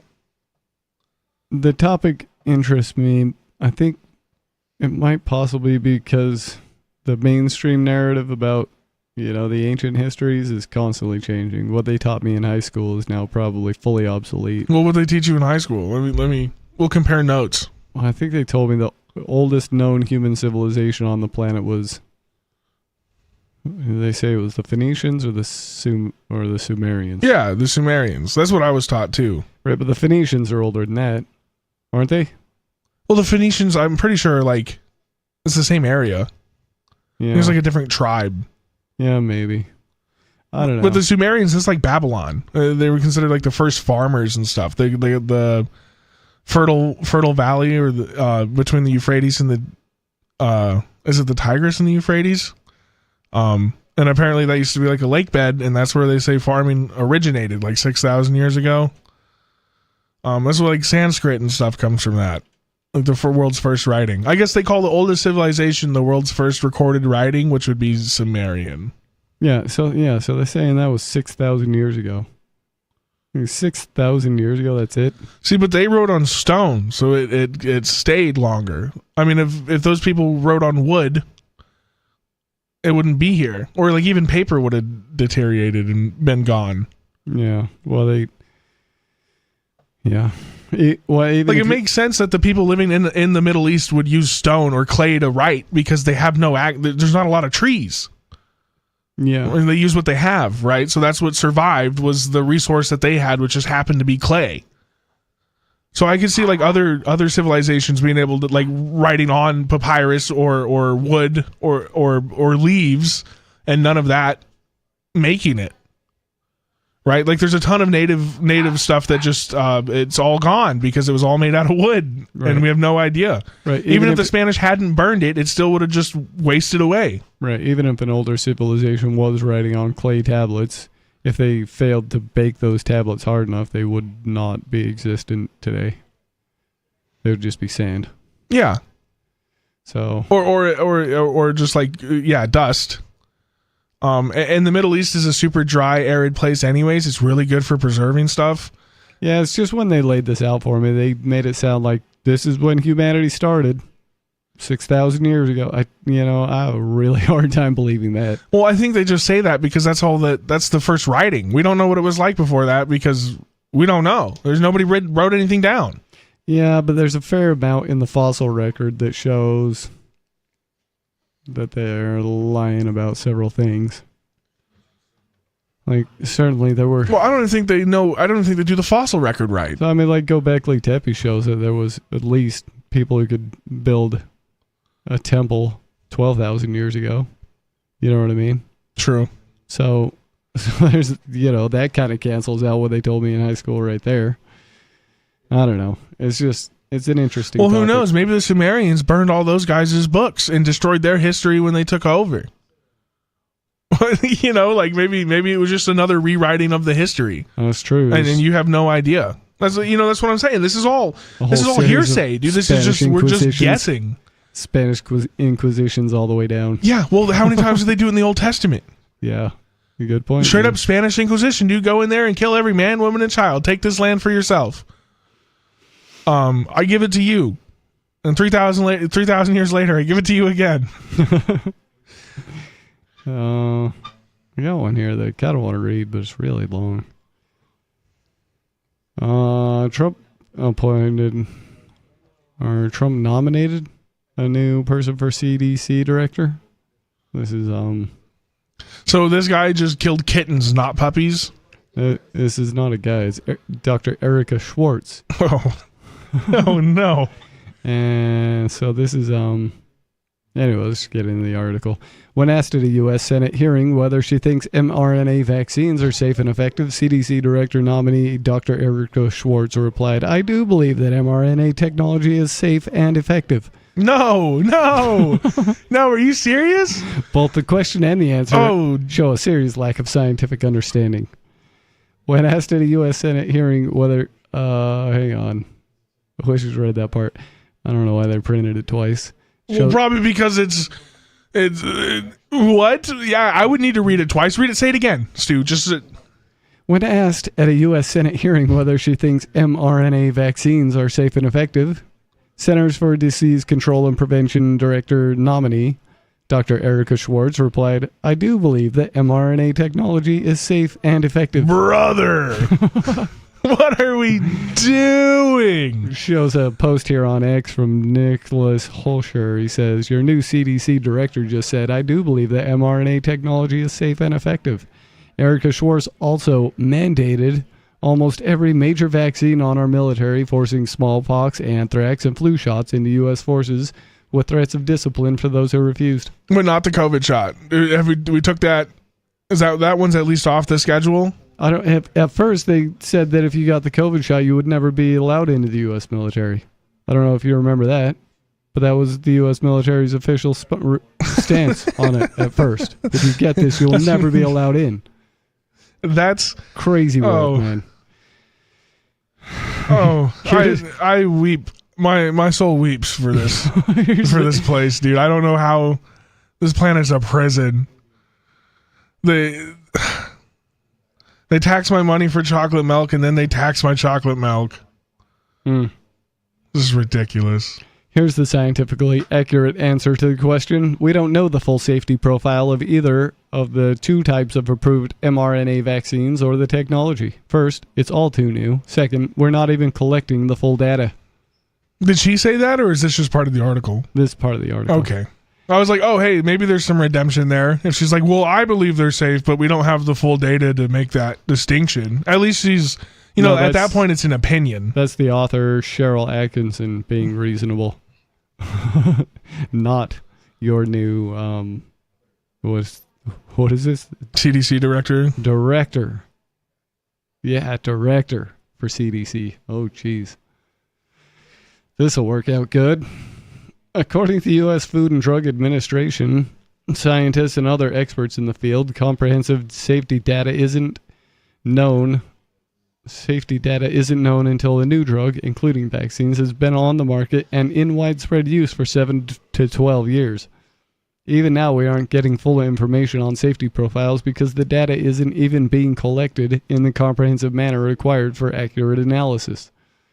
The established scientific process requires that all illnesses after vaccination be meticulously recorded, regardless of whether a patient or doctor thinks the illness is actually connected to the vaccine. Most doctors are not following the process. Some misunderstand, others are willfully ignoring, and no authority is ensuring they do their job. Doctors typically aren't even asking their ill patients whether they had an mRNA vaccine for COVID-19 or RSV, which ones and when. Okay, so it's like we don't even want to know if we messed up. Yeah. This is what it sounds like. Not even collecting the crucial data. Most people, including... Isn't that like not the science? I don't know. That's what they did in Tuskegee experiments. They just gave a bunch of dudes syphilis and they didn't even track anything about them. That was it. The experiment give a bunch was of black just guys to give it syphilis? to them. Yeah. They didn't even oh no. Yeah, and they didn't. Oh even, no. Didn't even follow up. That's or do not anything this. about it. I learned that you have to record the findings when I was in third grade. That was the whole point of doing a science experiment. Yeah, is that it goes from messing around to science when you write stuff down. Yeah, and when you so the point is to find a repeatable thing so you can find out what something actually does. Or at least to you can replicate it to a 98%, or 99%, because there's always outliers. Yeah, and cause and effect can be tricky, but the point is to find out, what the cause does and what the effect is. So that's very. There's not a lot of science coming from the trust the science crowd. You know what I mean? There's a disconnect here, I think, for what's happening between the scientists and the science itself. There's something wrong there. Yeah, a disconnect. Most people, including physicians, don't understand that patients being treated for any illness are supposed to be queried. This means, for example, someone who comes to the ER with a retinal detachment should be asked if he had a COVID-19 vaccine, which one, how many, and when. And then the data should be reported to the Vaccine Adverse Event Reporting System. Well, wait, is that just they're not saying that the mRNA. She's not inferring that mRNA vaccines detach your retinas, right? No, she's just saying like that should be recorded in case suddenly, thousands of people come in with detached retinas and they all had the vaccine. Then you start to look at maybe, the vaccine detaches your retinas. But they don't even record or even ask the questions. So, so they I already knew that this, this new type of vaccine was going to be an experiment. Just not a very well orchestrated one. Yeah. Well, the government's doing it. Of course, it's not going to be executed at any comprehensible level. I didn't know they were just going to completely abandon any efforts at doing any type of science altogether. Give us a call. The phone number here is 603-283-6160. It's Free Talk Live. An unpopular police officer thinks about committing a racially motivated offense for a little support. A middle-aged man is having the best snacks of his life, and a housefly drops everything to go stand on a watermelon slice. This is the Onion Week in Review. Noting the youth center's ping pong table and array of DVDs and Blu-rays, local youth minister Mark Kindler told reporters this week that his church's new rec room has everything a teen could want. The youth pastor revealed that the basement facility's many teen-friendly amenities include a new Wii U console, an iPod dock for the teens to play any music they like, and some comfortable recliners for those who just want to relax or do their homework after school. We've really gone out of our way to give the rec room a laid-back atmosphere. It's stocked with snacks, but sometimes at the end of the week, we'll spring for some pizza. Honestly, I wish I had a place like this when I was their age. In other news, increased violence leads the State Department to issue an advisory for Americans traveling to 1861, and an elderly lobbyist is always droning on about how little legislation used to cost in his day. This is the Onion News Network.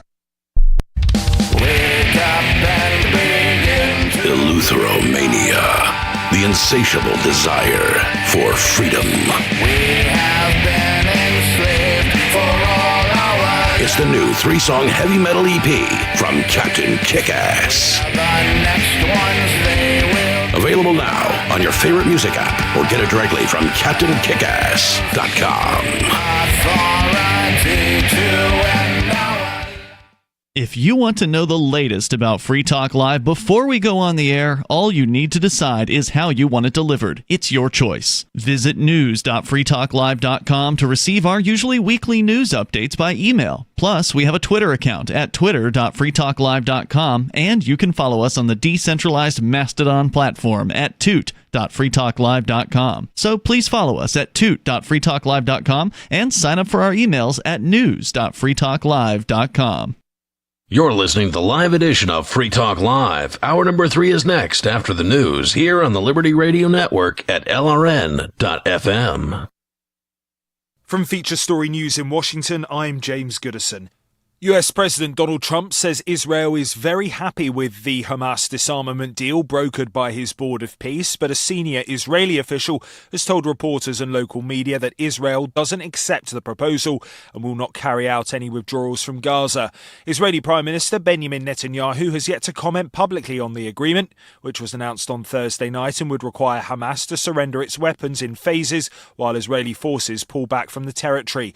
The deal stipulates that a detailed disarmament roadmap must be finalised within 14 days. Blake Sifton reports from Tel Aviv. He said, in response to various reports about political progress in Gaza, Israel has reiterated that there will be no IDF withdrawal from the current yellow line without genuine disarmament of Hamas. Now, that suggests that for the Israeli government, any kind of withdrawal, including to the original lines of October, will be predicated on serious and significant disarmament from Hamas. Now, another implication of this plan for the Israeli military will be on their ability to strike in Gaza. A Board of Peace member speaking to the media said that those strikes would need to be limited to immediate threats. Spain's Prime Minister Pedro Sanchez has visited the enclave of Ceuta after tens of thousands of migrants crossed the border from Morocco in the space of 24 hours, with at least 18 people killed. Sanchez confirmed the mass crossing as an attack on Spain's territorial integrity, but stopped short of blaming Morocco, which has long claimed sovereignty over both Ceuta and Melilla. France has announced it's reinforcing controls along its border with Spain, while Italy has called for Spain to be suspended from Europe's open borders Schengen zone. Ross Cullen reports from Bordeaux. Juan Jesus Vivas, who is the president of the Spanish semi-enclave, said on Friday that the situation that Ceuta is going through is absolutely unsustainable after 60,000 migrants crossed the border with Morocco into the Spanish city located on the North African coast. The Spanish Prime Minister Pedro Sanchez condemned the breach of the border during a visit to Ceuta, saying that the arrival of thousands of migrants was an attack on Spain's territorial integrity. But he stopped short from blaming Morocco, which has long claimed sovereignty over Ceuta and Melilla, another Spanish semi-enclave on Morocco's Mediterranean coast. And US markets are swinging on Friday as the 10-year Treasury yield climbs to 4.73%, its highest in over a year. And a massive global chip rally triggered by big tech earnings sends South Korea's Kospi index up 18%. On Wall Street, Amazon and Apple have delivered starkly contrasting results. Amazon stock has jumped roughly 15% on blowout cloud earnings, while Apple shares have dropped around 10% after the iPhone maker issued disappointing guidance, blaming supply constraints on chips and memory. The Apple earnings call was the last for outgoing Chief Executive Tim Cook before John Turnus takes over in September. With FSN Spotlight, I'm Simon Marks, hearing one more time today from Nate Swanson, the fired US government official who was part of the US negotiating team dealing with Iran, before President Trump showed him the door after Mr. Swanson wrote an article predicting the Iranian regime would not capitulate to US force and would instead exploit its control over the Strait of Hormuz. Where does he think the conflict is going now? I've heard from really a number of people say, well, we just need to then double down on the military option. The only thing that would actually lead to a regime change or a significant change in Iran's approach is basically, a massive ground campaign. I mean, I think that would be a disaster, and I would advocate against that. But if you're being honest with yourself, I don't see how these half campaigns where, we do these aerial campaigns, we think it'll change Iran's calculus. It hasn't. And I think ultimately time is kind of on their side. It's basically a race to see who is willing to endure more for a longer period. And I just, from an American perspective, don't see how we think it's in our interest to sacrifice American lives, sacrifice our economy for real, no clear strategic upside. He spoke to Foreign Policy magazine, his thoughts there at the end of a week of more tit-for-tat military reprisals and no indication that diplomatic negotiations are getting anywhere. Polling now shows American voters overwhelmingly think the Iran conflict has not been worth fighting. With FSN Spotlight, I'm Simon Marks. Time for your headlines. Hamas has confirmed it will be disarming under a deal announced by US President Donald Trump, but says the surrender of heavy weapons is contingent on the creation of a Palestinian state. Spain's Prime Minister has visited the enclave of Ceuta after tens of thousands of migrants crossed the border from Morocco in the space of 24 hours. And US markets are swinging on Friday as the 10-year Treasury yield climbs to 4.73%, its highest in over a year. And that's the latest from Feature Story News. I'm James Good. Captain Actual America is overweight and hopelessly in debt, and the Richie Rich comic strip introduces a new, even gayer character. As if you needed another reason to remain in your isolated and socially degenerative cocoon, this is the Onion Week in Review, Comics Edition. Sources confirmed Tuesday that the Comic Book and Sci-Fi Expo Comic-Con was once again marred by BullyCon, an increasingly popular event held in the same convention space. Now in its fifth year, BullyCon reportedly drew more than 125,000 tormentors from across the nation, all of whom were bent on beating up and torturing those attending the many comic book, television, and movie panels at Comic-Con. When this got started, it was just a couple of friends who wanted to beat the shit out of some Joss Whedon fans, but now there are thousands of us ruining Walking Dead panels, taunting Harry Potter nerds, and really making some video gamers' lives completely miserable. I don't necessarily need to travel to San Diego to slap a copy of Spider-Man out of some pussy's hands, but something really special about coming together with people who dig the same sort of cruelty you do. Don't miss a moment of Free Talk Live. Get our archives daily via our podcast at feeds.freetalklive.com.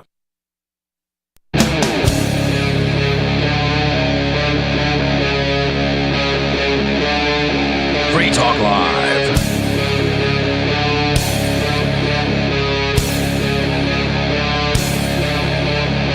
This is Free Talk Live, talk radio you control.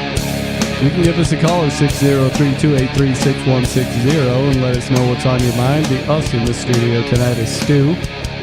And Angelo. Just previously we were reading this article written by Cheryl Atkinson. Just dogging this poor CDC lady. Yeah. I wouldn't say poor. Nope. Oh, I don't have a lot of sympathy. Yeah, I take that back. Forget that lady. Yeah, Dr. Erica Schwartz, the new director nominee for Centers for Disease Control and Prevention. She likes the mRNA stuff. She says safe. What's her last name? Effective. Schwartz? Schwartz, yeah. That just makes me think of Spaceballs. Yeah, the Schwartz is with The you. Schwartz is with you. Trust in the Schwartz. Huh. Your Schwartz is bigger than mine. All right, so we were talking about how the doctors aren't even collecting the necessary information to find out whether this mRNA stuff is safe and or effective. Trying to find out where it was. Not collecting the crucial data. Yeah, that's about where we were. We don't even know if it's bad. Well, okay, so I guess, right, I didn't get this in before the break. Mm-hmm. But what I said to you right after we went was, oh yeah, the experiment's not on the vaccine. They know what the vaccine does. They don't care. The experiment was if they could see how many people they could get to take it through social campaigning. That was the experiment. That was the data they collected, actually, on all of your phones and devices and tablets and clicks and purchases, and that was the experiment. It wasn't about the vaccine. Well, if that was the experiment, then I would say yes, they are safe and effective. Because nobody pushed back and lots of people took them. Yeah. So no negative ramifications for those who pushed them, and free donut from Dunkin' if you get your vaccine there. Don't you remember? Show us your vaccine card, get a free donut. Oh, jeez. From Dunkin' Donuts. I do remember that. That kind of made me mad. The other thing, in fact, I was dang near raged about this one. I was driving in a grocery store. They parking almost lot, had me. And they had these signs up that said, "Get your COVID-19 vaccine here." And on the sign was a picture of a banana with a Band-Aid on it. And I'm like, what? Why do you have a banana with a Band-Aid on it? And then I thought about it for a while. Oh, I get it. They're saying, come here and get your jab, you stupid monkey. Here's your banana. Here's your banana. We're going to go to the phones. We're not going to go to the phones because they hung up. Call us back. We'll answer the phone. Oh, that's just... Oh, jeez. Anyway, so we're talking about... No, they almost had me, dude. The free food? Oh, man. I mean, if you watch the stream, I'm a sucker for food. Maybe they would have given me 3 free donuts. I might have done it. 1 wasn't enough, though. I held my composure. Well, I'm glad they didn't offer 3 free donuts and that you didn't get it, because you might not be here with us otherwise. No, my heart already has a hard enough time. Yeah, don't need to add more to it. It seems that young men are experiencing the brunt of the myocarditis side effect from it. Yeah, I'm not trying to. I already eat too many nitrates. I'm already fat. I'm not trying to push it with an experimental mRNA vaccine. Mm-hmm. Okay, so where we were in the article, this means, for example, someone who comes to the ER with a retinal detachment should be asked if he had a COVID-19 vaccine, which one, how many, and when. And then the data should be reported to the Vaccine Adverse Event Reporting System, which they call VAERS. Same with someone who becomes sick with a rash, headaches, tendon rupture, stiff neck, depression, or chest congestion. Everything. Even when patients do tell a physician they think an illness might be vaccine-related, the physician frequently, improperly, determines on the front end that he doesn't need to report the possible adverse event to the established database unless he thinks it's connected to the vaccine. That's not how the system works. No doctor is qualified to make that determination about a new medicine. All illnesses are supposed to be recorded so that previously unrecognized adverse events can be unearthed. Additionally, many doctors and patients don't understand and aren't being told that adverse events from vaccines and other medicine can arise months or years after the medicine is taken. Further, they don't understand that an adverse event can be related to a drug even if the patient did not initially become ill after taking the vaccine or other medicine. After the blanket question itself, are mRNA vaccines safe and effective, shows a lack of scientific understanding on the part of the questioner. It begs counter question, safe for whom? Under what circumstances? Effective at what? It's as ridiculous as asking, is medicine safe and effective? Depends on whether or not you're allergic to it. Depends on whether you have predispositions for things that make you more susceptible to the side effects. Depends on whether its particular mechanisms work in your individual biology. These are individual calculations. Even in the general picture, there aren't blanket answers. We know mRNA COVID-19 vaccines failed woefully, proved ineffective at a sliding scale of supposed goals. They don't prevent infection. They don't prevent spread. They don't prevent illness. There's a debate over whether they prevent serious illness, which most people don't get from COVID-19, and children almost never get. Until we stop pretending that the blanket questions make sense and that the answers are connected in any way to science, we will continue to have leaders who misinform or mislead. After that, it's going to get into a whole bunch of drugs and what the side effects that came out of them are. And it's well, nasty. my mom's one of those people. She has to take a lot of mental health meds, and she's allergic or has adverse reactions to a lot of them, and a lot of them don't mix with the ones she's already on. So it's like a constant, like the psychiatrist is like playing with a chemistry set on her brain. Yeah. Almost, because, and she's allergic to so many of the antipsychotics that would be effective, and they'd kill her. They don't work. She's allergic to them. So she's been like a guinea pig almost, and has just taken so many different drugs, because she's one of those people that just has the adverse reactions from all these different drugs all the time. That's the way the medical system does it. And they'll send you to, 3 or 4 or 5 different specialists, and they'll all be putting you on some drug, and they don't interface with each other to find out if they're, contraindicating drugs. And so people just take them and, bad things occur. The way I understand it, I'm quite a rarity for being an American over 40 and not regularly on any medicine. I think maybe just a lot of the people over 40 I interact with are free staters. And I don't feel like a lot of them are on drugs either. Yeah. So maybe it's just skewed. But then again, I don't know a lot of 40-year-olds. So I don't know. And I don't know what kind of drugs they're on. Even if I do know them, I'm not going to ask, hey, what kind of heart medicine are you on these days? Yeah, that's a good point. It does seem like, though, whenever it comes up in conversation, pretty much everybody that I've ever talked to is actually on some kind of drugs. I don't even like it. Was like that in elementary or like school for me, but there was just a ton of people that were given ADHD meds that probably didn't need them. Oh, it was not like that in school for me. Really? Yeah, the kids were definitely not on drugs yet. Oh no, these kids were on drugs. Well, not just ADHD meds, but they were also on drugs. But yeah, a ton of people had prescriptions, or like depression. There was like, girls were taking antidepressants at like 15, 13.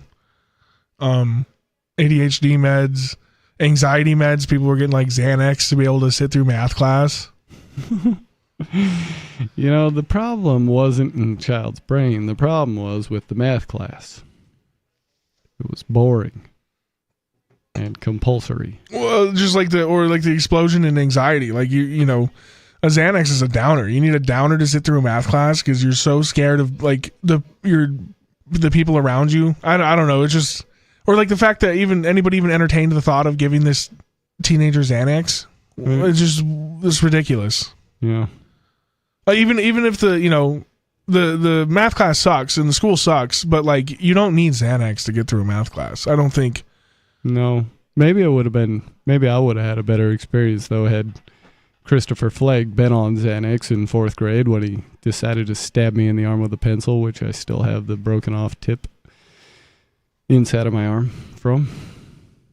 Yeah, maybe, or maybe he would have stabbed you twice. Yeah, maybe he would have got you Xanned out, or not the arm. Who knows? Yeah. So yeah, blacked out on Xans, going crazy, trying to fight your dad and stew. Hooray! Compulsory schooling and kids on drugs. Yeah, I think the drugs won the war on drugs, dude. Oh yeah. We just Hands started. down. Yeah. What? Hands down, they won. Sorry, Nance. Yeah. Well, yeah, whatever. Decades ago, Portugal was like, drugs win. Sorry. And it seems to be going fine over there after they admitted the real winner of that war. Well, I'm pretty sure hasn't the Philippines gone the other opposite direction? I remember reading something that the Filipino president was like trying to give guns to. Yeah, he was like, murder any drug dealer. Yeah, he's like, just shoot him. If you catch him, shoot him. Yeah, Trump liked that. Trump was all about that. He's like, oh, this dude's awesome. Well, I can see why Donald Trump would be a fan of it. Yeah, he's a fan of stop and frisk. He wants to take the guns now and ask questions later. Yeah, he is. He is a fan of the red flag laws. Everybody forgot that. Everybody didn't talk about that in the 2024 election. Well, because, make America great or whatever it was. Hope and change. I don't know. I forget what the WWE slogans are at any given time. You want to read a thing from Jeff Berwick? Sure. He's fun. He does the dollar vigilante. This one's titled Guardian of the Strait, World Cup Scripts, Millisecond Trades, and the Controlled Sinking of the Global Shipping. We're still drifting along in this short-term pain for long-term gain narrative arc. Remember when they told us it would just be a few days, maybe a few weeks? Well, we're cruising past 5 months now, and the script is getting so loud it's a miracle anyone is still falling for it. Just look at the timing. Donald Trump goes on television declaring that the U.S. is officially taking over the Strait of Hormuz, crowning himself the guardian of the strait. Literally minutes later, breaking footage drops of the bulk carrier Lonnie splitting in two and sinking after a sudden hull fracture. You can't make this stuff up. It plays out like pure, unadulterated 3D video game programming. Immediately, right on cue, the media echo chamber lights up. Mainstream narrative enforcers start blasting out posts about how Trump has supposedly unleashed the full might of the U.S. military on Iran, claiming a complete naval blockade and massive airstrikes. They post dramatic updates about the U.S. Navy obliterating an Iranian vessel advancing toward them. Except if you actually look at the footage, it's clearly a civilian cargo ship or an oil tanker. Then, 20 minutes later, the flip side of the script kicks in. Breaking, first ship of the night defies orders. Iranian military blows up a vessel in the strait. Are you starting to get it yet? Both sides are blowing up ships in the exact same bottleneck, ensuring absolutely nothing gets through. It's the systematic execution of Agenda 2030 right in front of your face. They're choking global supply lines, shelling fuel tanks in Jebel Ali port, and targeting water desalination plants in Kuwait. While the theater plays out, the financial handlers are cleaning up. I began buying leveraged oil again when it was sitting around $72. By the time I checked the charts today, it was already flying around $87. We broke down this exact strategy in the issue of the Dollar Vigilante newsletter. So he bought the short because he knew it was going to keep going? Yeah, I guess so. Oh, stud. Way to go, dude. Well, it's kind of his thing. He's sort of, he's into the trading. But the real insider game is happening at the top. It has now been reported that Trump Media is planning to sell faster millisecond level access to True Social posts starting August 1st. Think about the absolute insanity of this. High-frequency trading firms and hedge funds will literally pay millions to get a fraction of a second head start on a post. This comes right on the heels of reports that insider networks cleared an estimated $9 billion in profits from market manipulation by trading directly on leaked negotiation data. They can tank or spike global oil prices with a single post, buy the dip, and sell it back to the public in a millisecond later before the rest of the world even hits refresh. When the media asked Trump if he's worried about these operations turning a profit, he openly brags about it on camera. The defense companies are doing great. It's jobs. It's all jobs. He doesn't care, and his handlers don't care. They're making billions off the volatility while using the conflict as a convenient cover to induce regional crises by striking food infrastructure and medical centers. How am I one of the only people who sees this? Sometimes I walk out here in nature with my dogs looking at the dragonflies, and I genuinely wonder if there's anyone else actually out there, or if this is just my own personal Truman Show. People remain completely brainwashed by the illusion of political choice. They line up by the millions to vote, totally oblivious to basic mathematics. Your single vote among 100 million does not alter the code of the simulation. It's all staged. Case in point, look at the massive bombshell announcement Trump just delivered from the Oval Office. The online hype squads were screaming about a historic address. But what was it? A half-hour speech about China allegedly acquiring 220 million U.S. voter files back during the 2020 cycle. Who cares? All of that data is already completely owned and parsed by Palantir, the CIA, and international intelligence agencies anyway. It is a textbook redirection tactic to keep people from noticing that the U.S. military infrastructure in the Middle East is being intentionally dismantled. U.S. bases in Qatar and Jordan are being leveled by missile strikes because the controlled demolition of the American empire is required to usher in the new technocracy. If you want to know who actually holds the leash, don't look at the teleprompter. Look at the behavior. Every single president since JFK has lined up to pay homage at the Western Wall. Oh, okay. Well, this is that kind of story. All right. We'll wait for somebody to call in and start screaming cuss words in a minute. But go ahead. Lots of stories recently seem to go there. I'm kind of wondering if that's a psyop too. But no, yeah, you want to get really freaky about it? They need this narrative as an excuse for what they're really trying to do. You know what I mean? Like, yeah, you got to turn the whole world against you. I know all about the persecution narrative. Yeah, I was raised Mormon. Okay, yeah, you get it. Right, you're right. You're right. I'm sorry, preaching to the choir. Persecution narrative really puts some legs under your movement. All you got to do is point at somebody who's trying to keep you down, and suddenly people will feel bad for you, and they'll help you to get to wherever you're going, even if it's evil. The system gatekeepers love to talk about putting America first and ending foreign aid, yet when the bills hit the floor, almost every single politician lines up to sign away billions of taxpayer dollars. Every time. Every time. When independent voices like Thomas Massey try to vote against sending domestic capital overseas, the entire political machine moves heaven and earth to replace them. And the moment an establishment fixture like Lindsey Graham passes away, do they hold a real election? Of course not. No, they just appoint his sister. They appointed his sister. They immediately swear his sister into office, who promptly joins the rest of the Senate to vote in favor of integrating the U.S. military command directly with foreign defense forces. You think she can win again? You think she can win running and without being appointed? I don't know. I don't. I don't know. Maybe it's just a Lindsey Graham clone in a female body that how he really wanted to be, that they've been growing for years. Or I could say so much right now, bro, but the FCC will not let that fly. But I could say a lot about a female Lindsey Graham clone.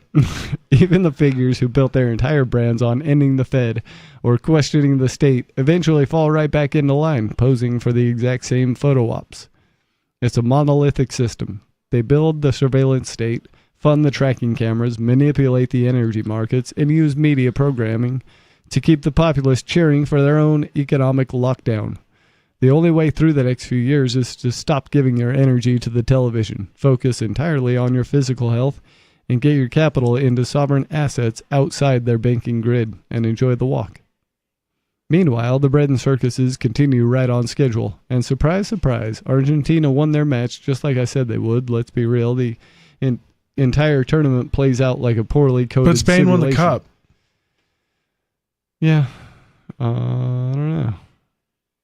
So, I mean... I don't know. Argentina maybe was just supposed to be in the finals. Well, they were in the finals. It was Spain and Argentina, but we watched it at Social Sunday the other day. It was just on the TV at Branch and Blade, and yeah, Spain won in a shootout. It went to extra time, didn't they? I don't know. Let's read on, see what else he has to say about it. We're supposed to believe it's all organic, but when you look at the field, the script is glaring. Anytime an opposing team gets a fingernail offside against Argentina, the goal gets wiped off the board instantly. Just ask Iran. But when Argentina's game-winning goal against England is clearly offside, Absolute silence from the broadcasting booth. The ref doesn't even bother to check the VAR. And it receives zero mention on your daily television programming, because that's just the way it goes. Everyone in Israel seems absolutely thrilled about it. Why are so many Israelis waving the Argentinian flag this World Cup? Because now we're looking at Argentina versus Spain for the finals. Essentially an Israeli versus Palestine proxy match played out in the stadium. I mean, I guess, is Spain like a Palestinian bloc, or is it just because so many Muslims live in Spain now that it's considered like would be considered, like Arab? I guess that's most of Europe anymore, supposedly.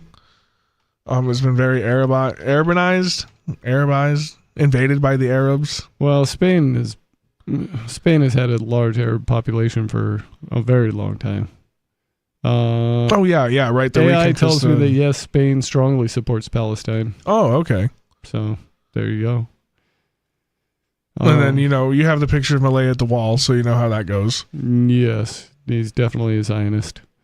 So, and then it was also home to lots of the Operation Paperclip Nazis, or just Nazis that they didn't want to put in a prison and they helped them escape. Yeah, but then later on they came back and arrested them when they were 89 and had grandkids and took them to Iowa for a sham trial. Yeah, I think maybe some of them, but probably not all of them. No. And probably not the people who did the worst stuff either. No, those guys got high-paying jobs in America. Working on ticks. To do more bad stuff. Give us a call. The phone number here is 603-283-6160. We have lots of fun conversations. It's Free Talk Live. Uncovering the secrets and exposing the lies. That's what the readers of freedomsphoenix.com get every day. freedomsphoenix.com, constantly providing the information, the real news about government policies, and the real relationship we all have with the coercive government. The real condition of the economy, innovations in technology, breakthroughs in energy, health, and computer science. Learn the truth well before it's admitted to in the lamestream media. The corporate media, nothing more than distributors of government propaganda, but now there's an alternative. freedomsphoenix.com. Constant news updates on the issues that affect your life in the most important ways. With liberty and property under constant attack, freedomsphoenix.com provides the understanding behind the propaganda, and it encourages the participation of its readers. Go to freedomsphoenix.com. That's freedoms with an S, phoenix.com. freedomsphoenix.com. The revolution between the ears has already happened.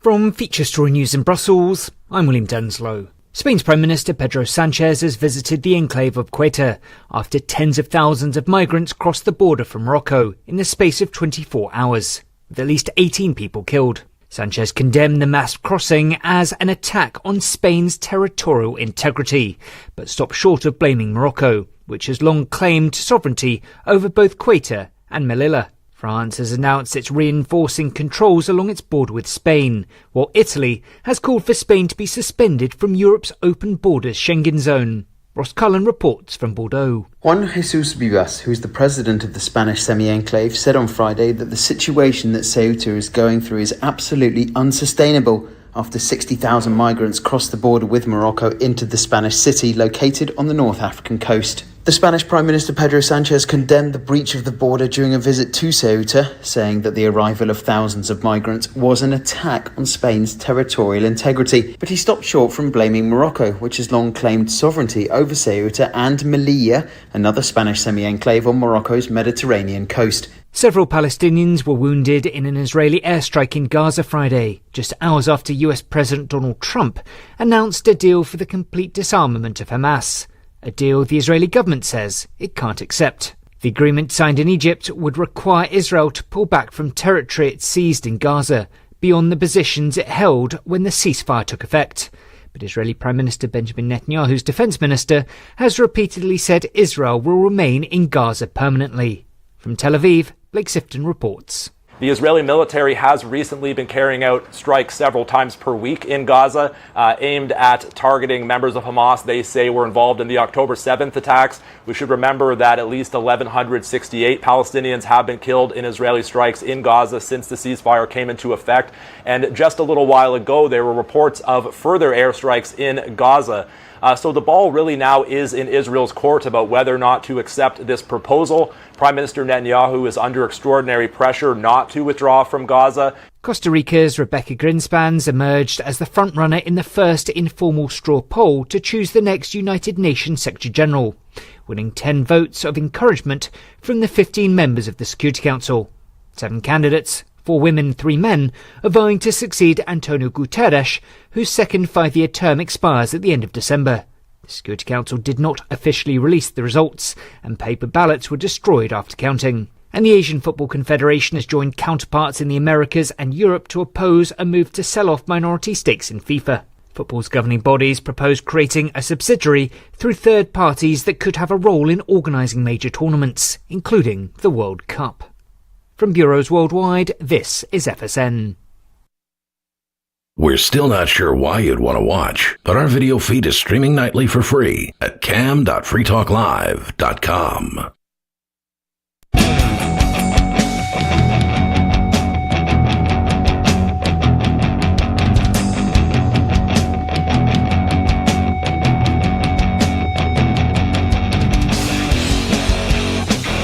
This is Free Talk Live. It's talk radio you control. Give us a call here in this final segment. The phone number is 603-283-6160. Let us know what's on your mind tonight. In the studio, you got Stu. And Angelo. We were reading a fun little bit from Jeff Berwick here. If that's what we're going to call it. That's fine. Yeah, actually, sure. We'll start calling these kinds of stories fun little bits. Fun little bits. I like Jeff Berwick's style of communication. I don't necessarily agree with everything he says, but I like the way he puts it across. If you still think this reality isn't pre-programmed, look at the premiere narrative arc they've been cooking up for the final on Sunday in New York City. Supposedly 19 years ago, some random family in Spain won a raffle. The grand prize? They got to take photos of their newborn baby being bathed by none other than a young Lionel Messi. Think about the logistics of that for a second. What kind of setup is that? Fast forward today, that exact same baby grows up to become Lamine Yamal, Spain's top prodigy, heralded by the media as the next Messi. Oh, what? Now they just happen to be facing each other in the World Cup finals. The odds of a raffle baby growing up to face the exact same superstar. So wait, he was baptized by Messi, is what I'm hearing. What's the picture? He was bathed by Messi? He was photos of their newborn baby being bathed. Yeah. So there's a picture. It's a picture of Lionel Messi baptizing a child. Yeah. Why would anybody want that? What? Why is that a raffle item? Why is that a winning raffle item? Yeah, I don't know. That's really weird. You want a pro football player touching your kid? Unless it was only a 19-year long setup for this. You know what I mean? No, Stu. That's way too conspiracy minded, dude. No. What do you mean? No, Lionel Messi just baptized that kid on his own, just to be a good guy. Now they just happen to be facing each other in the World Cup finals. The odds of a raffle baby growing up to face the exact same superstar in a global championship game nearly 2 decades later are astronomical.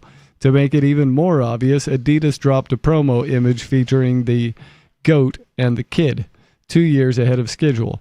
If you know what the goat represents in occult symbolism, you know exactly what time it is. It's all giving major industry vibes, much like those old photos of Justin Bieber with a baby.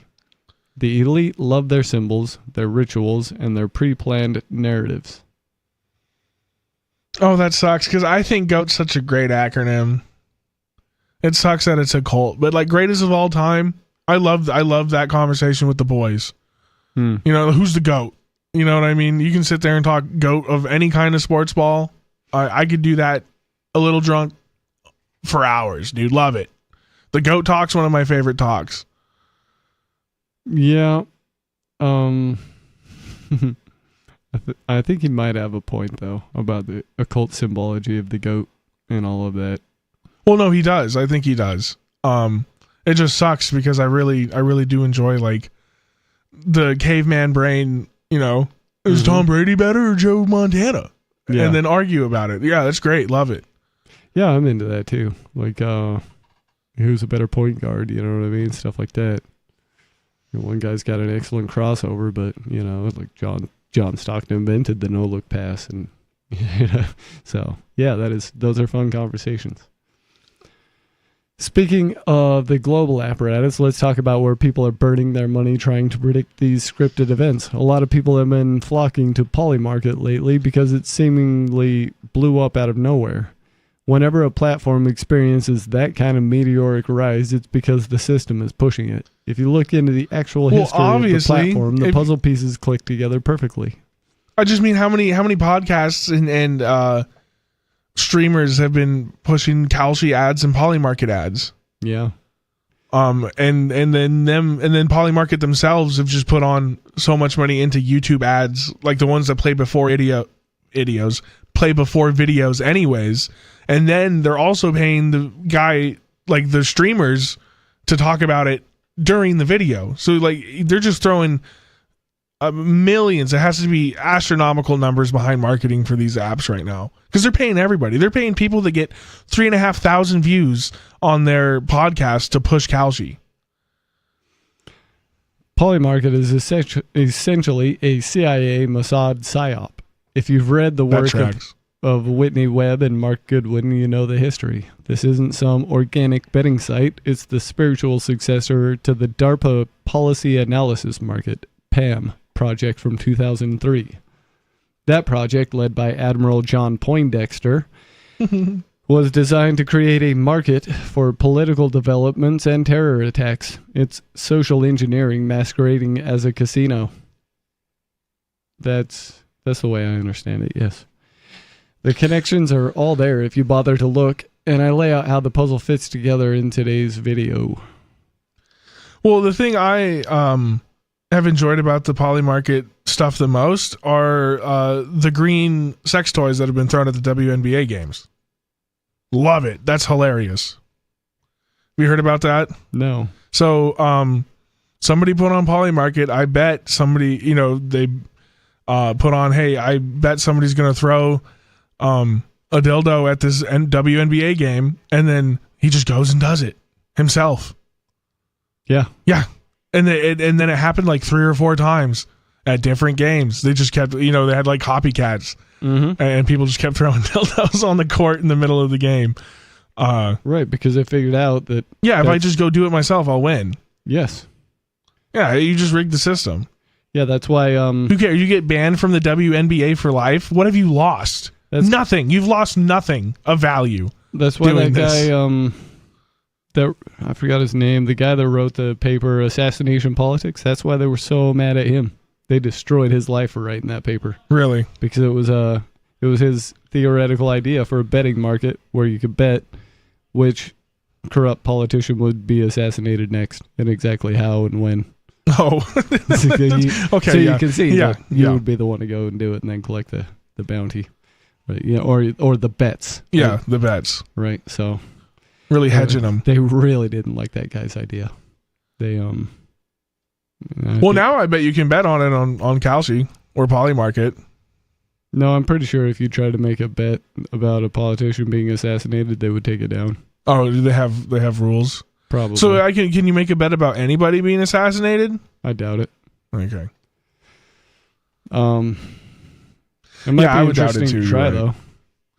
I don't know if I suspect the response would be either it would be anywhere from just take it down to a knock on your door. Yeah, visit from the nice young men from the KGB. Men in Black. Yeah. The connections are all there if you bother to look. Oh, hang on, I just read that. From the founder, Shane Copeland, who links back to Robin Hanson, the DARPA architect, to Token Union's close partnership and integration with Bancorp, a decentralized finance protocol enabling on-chain trading and liquidity, created by Guy and Galia Bernardzi. the nephew and niece of none other than longtime and current Israeli prime murderer Benjamin Netanyahu. Why? Oh, man. I just like, yeah. Who else? That just like, if it was going to be anybody's name, it'd be BB. Right? Like, it's just, it had to be him. Just the way this story's played. It really is pre-programmed. It has to be. It has to be. Yeah, that's crazy, man. Shane Copland is really the nephew of Israel. Oh, no, this is Guy and Galia Bernardzi. Yeah, okay. All right.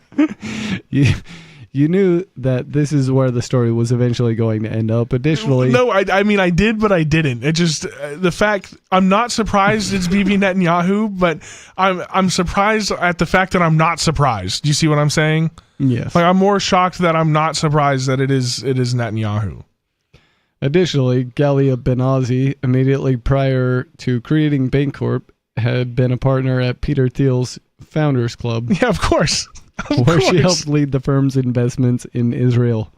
And get this next part. The gang's all here. Sitting right next to Netanyahu's nephew and niece on Copeland's advisory board was a man named Lou Kerner, a prominent venture capitalist heavily embedded in the Israeli tech ecosystem. A startup scene that former Mossad directors have openly stated is heavily populated by intelligence veterans running front companies for state operations. Yeah, I've heard about this. Just a string of coincidences, right? Finally, you follow the money to Peter Thiel. It's antiseptic. Thiel isn't just a venture capitalist, he's a primary architect of the surveillance state. Through Palantir, Thiel has built a digital panopticon. Every data breach you hear about on the news, like the theft of voter files, is a distraction. That data is already owned and processed by Palantir, the CIA, and Mossad. It's pretty interesting. They call it Palantir, and Peter Thiel says he's very much a fan of the Lord of the Rings trilogy. Uh-huh. The guy who uses the Palantir doesn't win. And he's the bad guy. And he's the bad guy. Uh-huh. But he doesn't win. He gets murdered by Wormtongue on the road. He gets betrayed by his own crony at the end of it, and he's a destitute, desecrated old man, murdered in a ditch. Doesn't even get like a warrior's death. He just, you know what I mean? Which would like have some representation in the in Tolkien stories. If you look at like Boromir's death and whatever. Yeah. But no, Saruman didn't. Not Saruman. It is Saruman, right? Yeah. Yeah, he didn't get that. No, he died destitute, old, and disgraced. So I don't know. Peter, he went and propped himself up as a a mini king in the Shire. Yeah, and then but he didn't win in the absence of the hobbits. They had to come back and scour him out of there. But after that, sure, he had to crawl on his belly like a worm, like the worm that he is. So I just don't know. We keep the naming conventions. Doesn't sound like you're very you don't win. You openly call yourself the bad guy. I don't think you're gonna win. At least not in the stories. Who knows what's happening here? Yeah. Like I have no idea what reality is gonna play out like. Maybe they will win and it'll be awful. But I have hope. They don't need to steal your data. They already have the keys to your digital soul and your body. Here's another new twist. Most of Canada is on fire again, which is likely the work of warfare apparatus, because that's usually how it goes. It is creating brutal air quality throughout Canada and into the northeastern U.S., including the New York and New Jersey areas, where the final match will be played on Sunday. Right now, you can barely see 10 feet ahead of you in New York City. Interestingly, an independent test of the air revealed a whole bunch of toxins. There are things you wouldn't expect from a fire, but also things you might not expect at all, like lead and graphene oxide. Remember what I said about them potentially doing something at this World Cup? I don't know if this is it, but are they planning to use the hazy cover to expose everyone at the game to these compounds as part of a ritual? That's conspiracy-minded. Yeah, that's a little deep for me, pal. A little deep down the rabbit hole. You had me until like mass mass ritual. I was breathing that fire smoke for 2 days, and it gave me a little bit of a headache. I've been breathing that fire smoke my whole life, dude. I mean, every summer we'd have to have football practice indoors because the smoke was too bad in my hometown. Yeah. And like right in August, right when you're supposed to start, like camp, we're in the gym because we can't be outside. I happened to be in college too. There was a bunch of practices where we had to just run laps in the gym until we puked because we couldn't do anything outside. It got to a point where we would rather just be outside because the indoor practices were getting too brutal. It was like coach was taking it out on us that it was smoky outside. It was just some weird mental things going on there. I'm not going to unpack that. I'm not a psychologist. Yeah. But yeah, I mean, I've dealt with the smoke my entire childhood. It's been a thing. Canada being on fire, it's exposing Yankees to wildfire smoke for the first time, apparently. But that's been a thing out west for years. The fire season and smoke where you can't see 6 feet in front of you. Like, yeah, that's normal. I've seen it. Ash falling from the sky like snow. Yeah, I've seen it. I don't know. This is now it's a problem because it's affecting the Yankees, but whatever, go ahead. Yeah, I don't know. He says it's clearly making people sick. Even mainstream television programming has noted a sudden spike in overnight respiratory and GI distress outbreaks corresponding with the heavy wildfire smoke. I don't know, that might or might not be true. Well, no, but that's true. You're not supposed to inhale a bunch of smoke. It's not good for you. Mm-hmm. At the same time, I've heard a ton of people talking about peptides recently. It made me wonder who actually manufactures these compounds because I refuse to take anything from big pharma giants like Pfizer or AstraZeneca. Apparently, these massive conglomerates are the ones producing a large portion of the market's peptides. What is a peptide? Like the GLP-1s? Like the Ozempic is a peptide? Yeah. And the daddy of peptides, of course, Kill Gates. I think he means Bill Gates. Yeah. He calls him Kill Gates. That's a good name for him, though. This corporate crossover shouldn't be surprising. Look back at the 2020 cycle when everyone was excited that Trump was going to bring in RFK Jr. to hold figures accountable. Instead, the political fixtures all still attend the same circles. Trump even nominated a new CDC director, Erica Schwartz, who we just talked about, who has openly supported mRNA platforms and corporate mandates in her past work.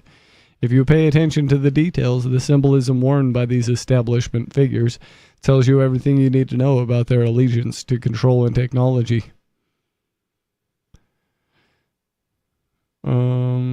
Let's see here. A strategy for self-reliance. Fortunately, you can protect yourself from these environmental and systemic pressures by focusing on tangible, self-reliant protocols.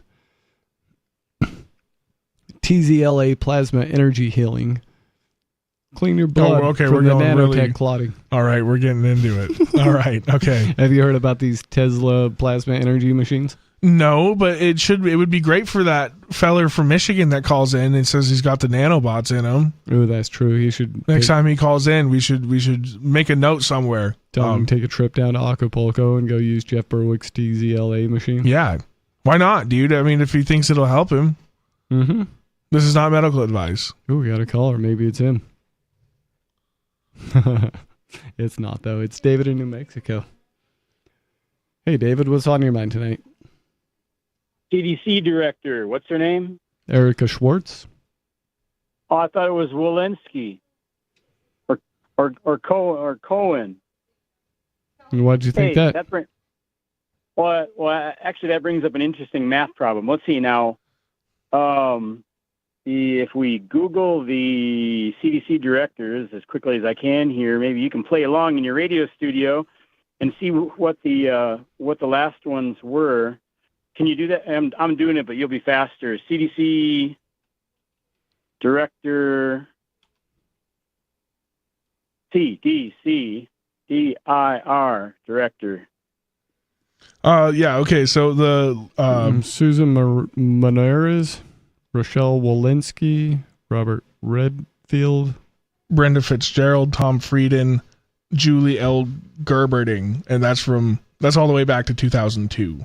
Okay. Well, it appears there's only two in the immediate, but Walensky seemed to be there for quite a while, and then this one. And then for some reason, I thought there was a Cohen involved. But anyway, I was just curious. Seems like they're 2.4 percenters, Schwartz and Walensky, mathematically, if they're 2.4% of the population, but they're 25% of the CDC directors, that's like 10 times the odds. So that's odd. I don't see the link you're getting at there. The link, if you go to Vegas and you play a game where you should win 2.5% of the time based on the odds, but you win 25% of the time, they're going to kick you out of the casino, right? Yeah. Okay.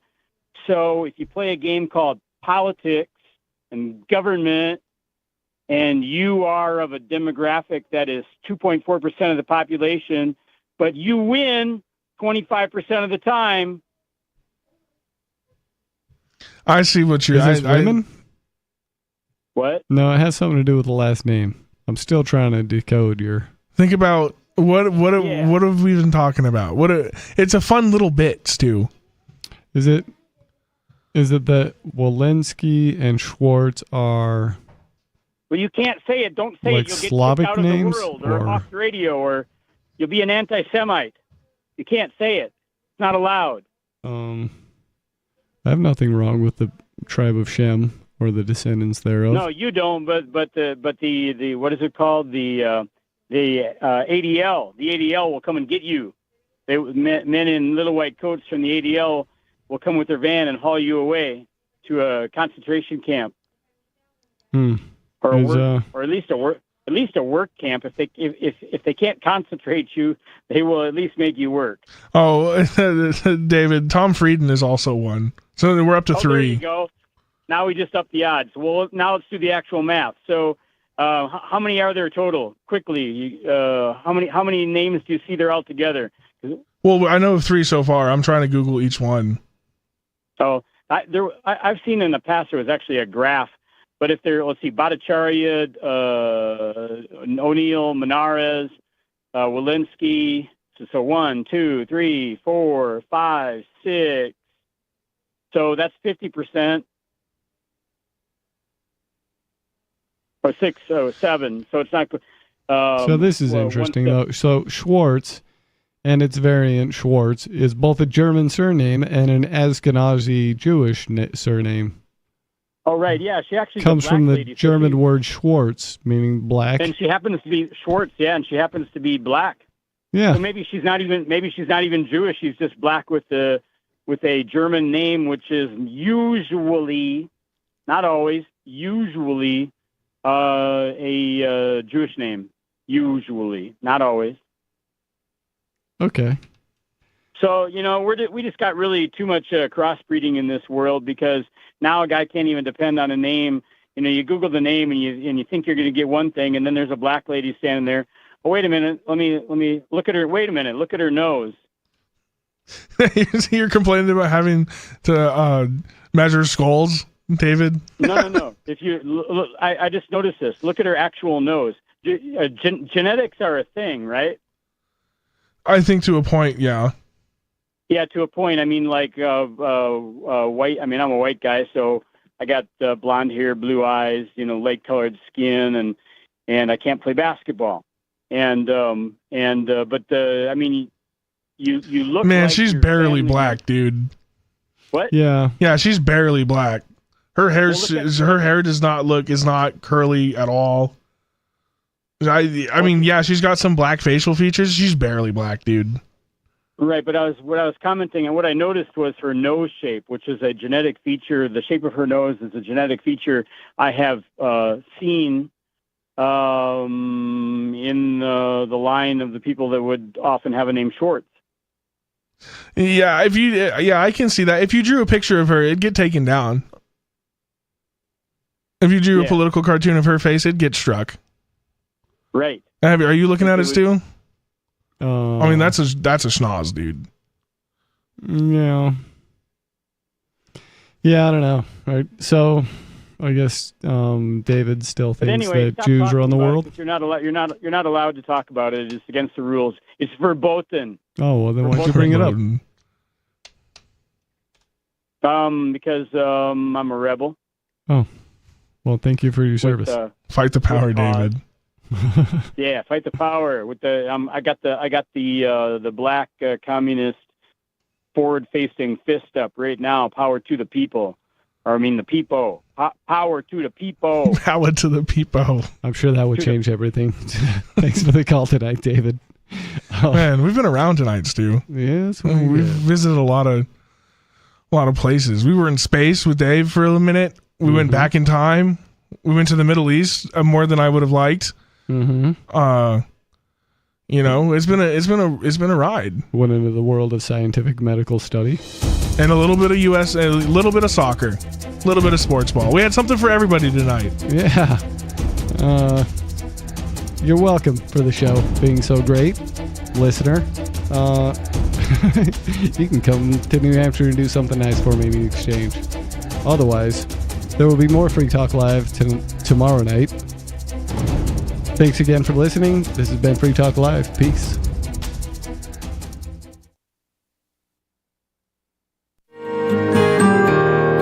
So the protection of life, liberty, and property is what the Free State Project is all about. But it's an effort to move 20,000 people who understand. It's about demonstrating to the entire country that, yeah, we can have a free market, a truly free market. Making it just a freer, great place to live. It's the world's largest voluntarist libertarian community, and it's only getting bigger. That's amazing, to be able to move to a place where other people passionately believe in being free and independent. What the Free State Project is managing to do, though, is to put their money where their mouth is. It's physically getting up across the country and saying, let's go someplace and let's demonstrate the power of these ideas. There's a lot of kind of philosophy that surrounds liberty. There's a lot of thinking about it and talking about it. But here in New Hampshire, people are doing it. 101 Reasons Liberty Lives in New Hampshire, a documentary by Free State Project Early Movers. Watch it free at 101reasonsfilm.com. 101reasonsfilm.com.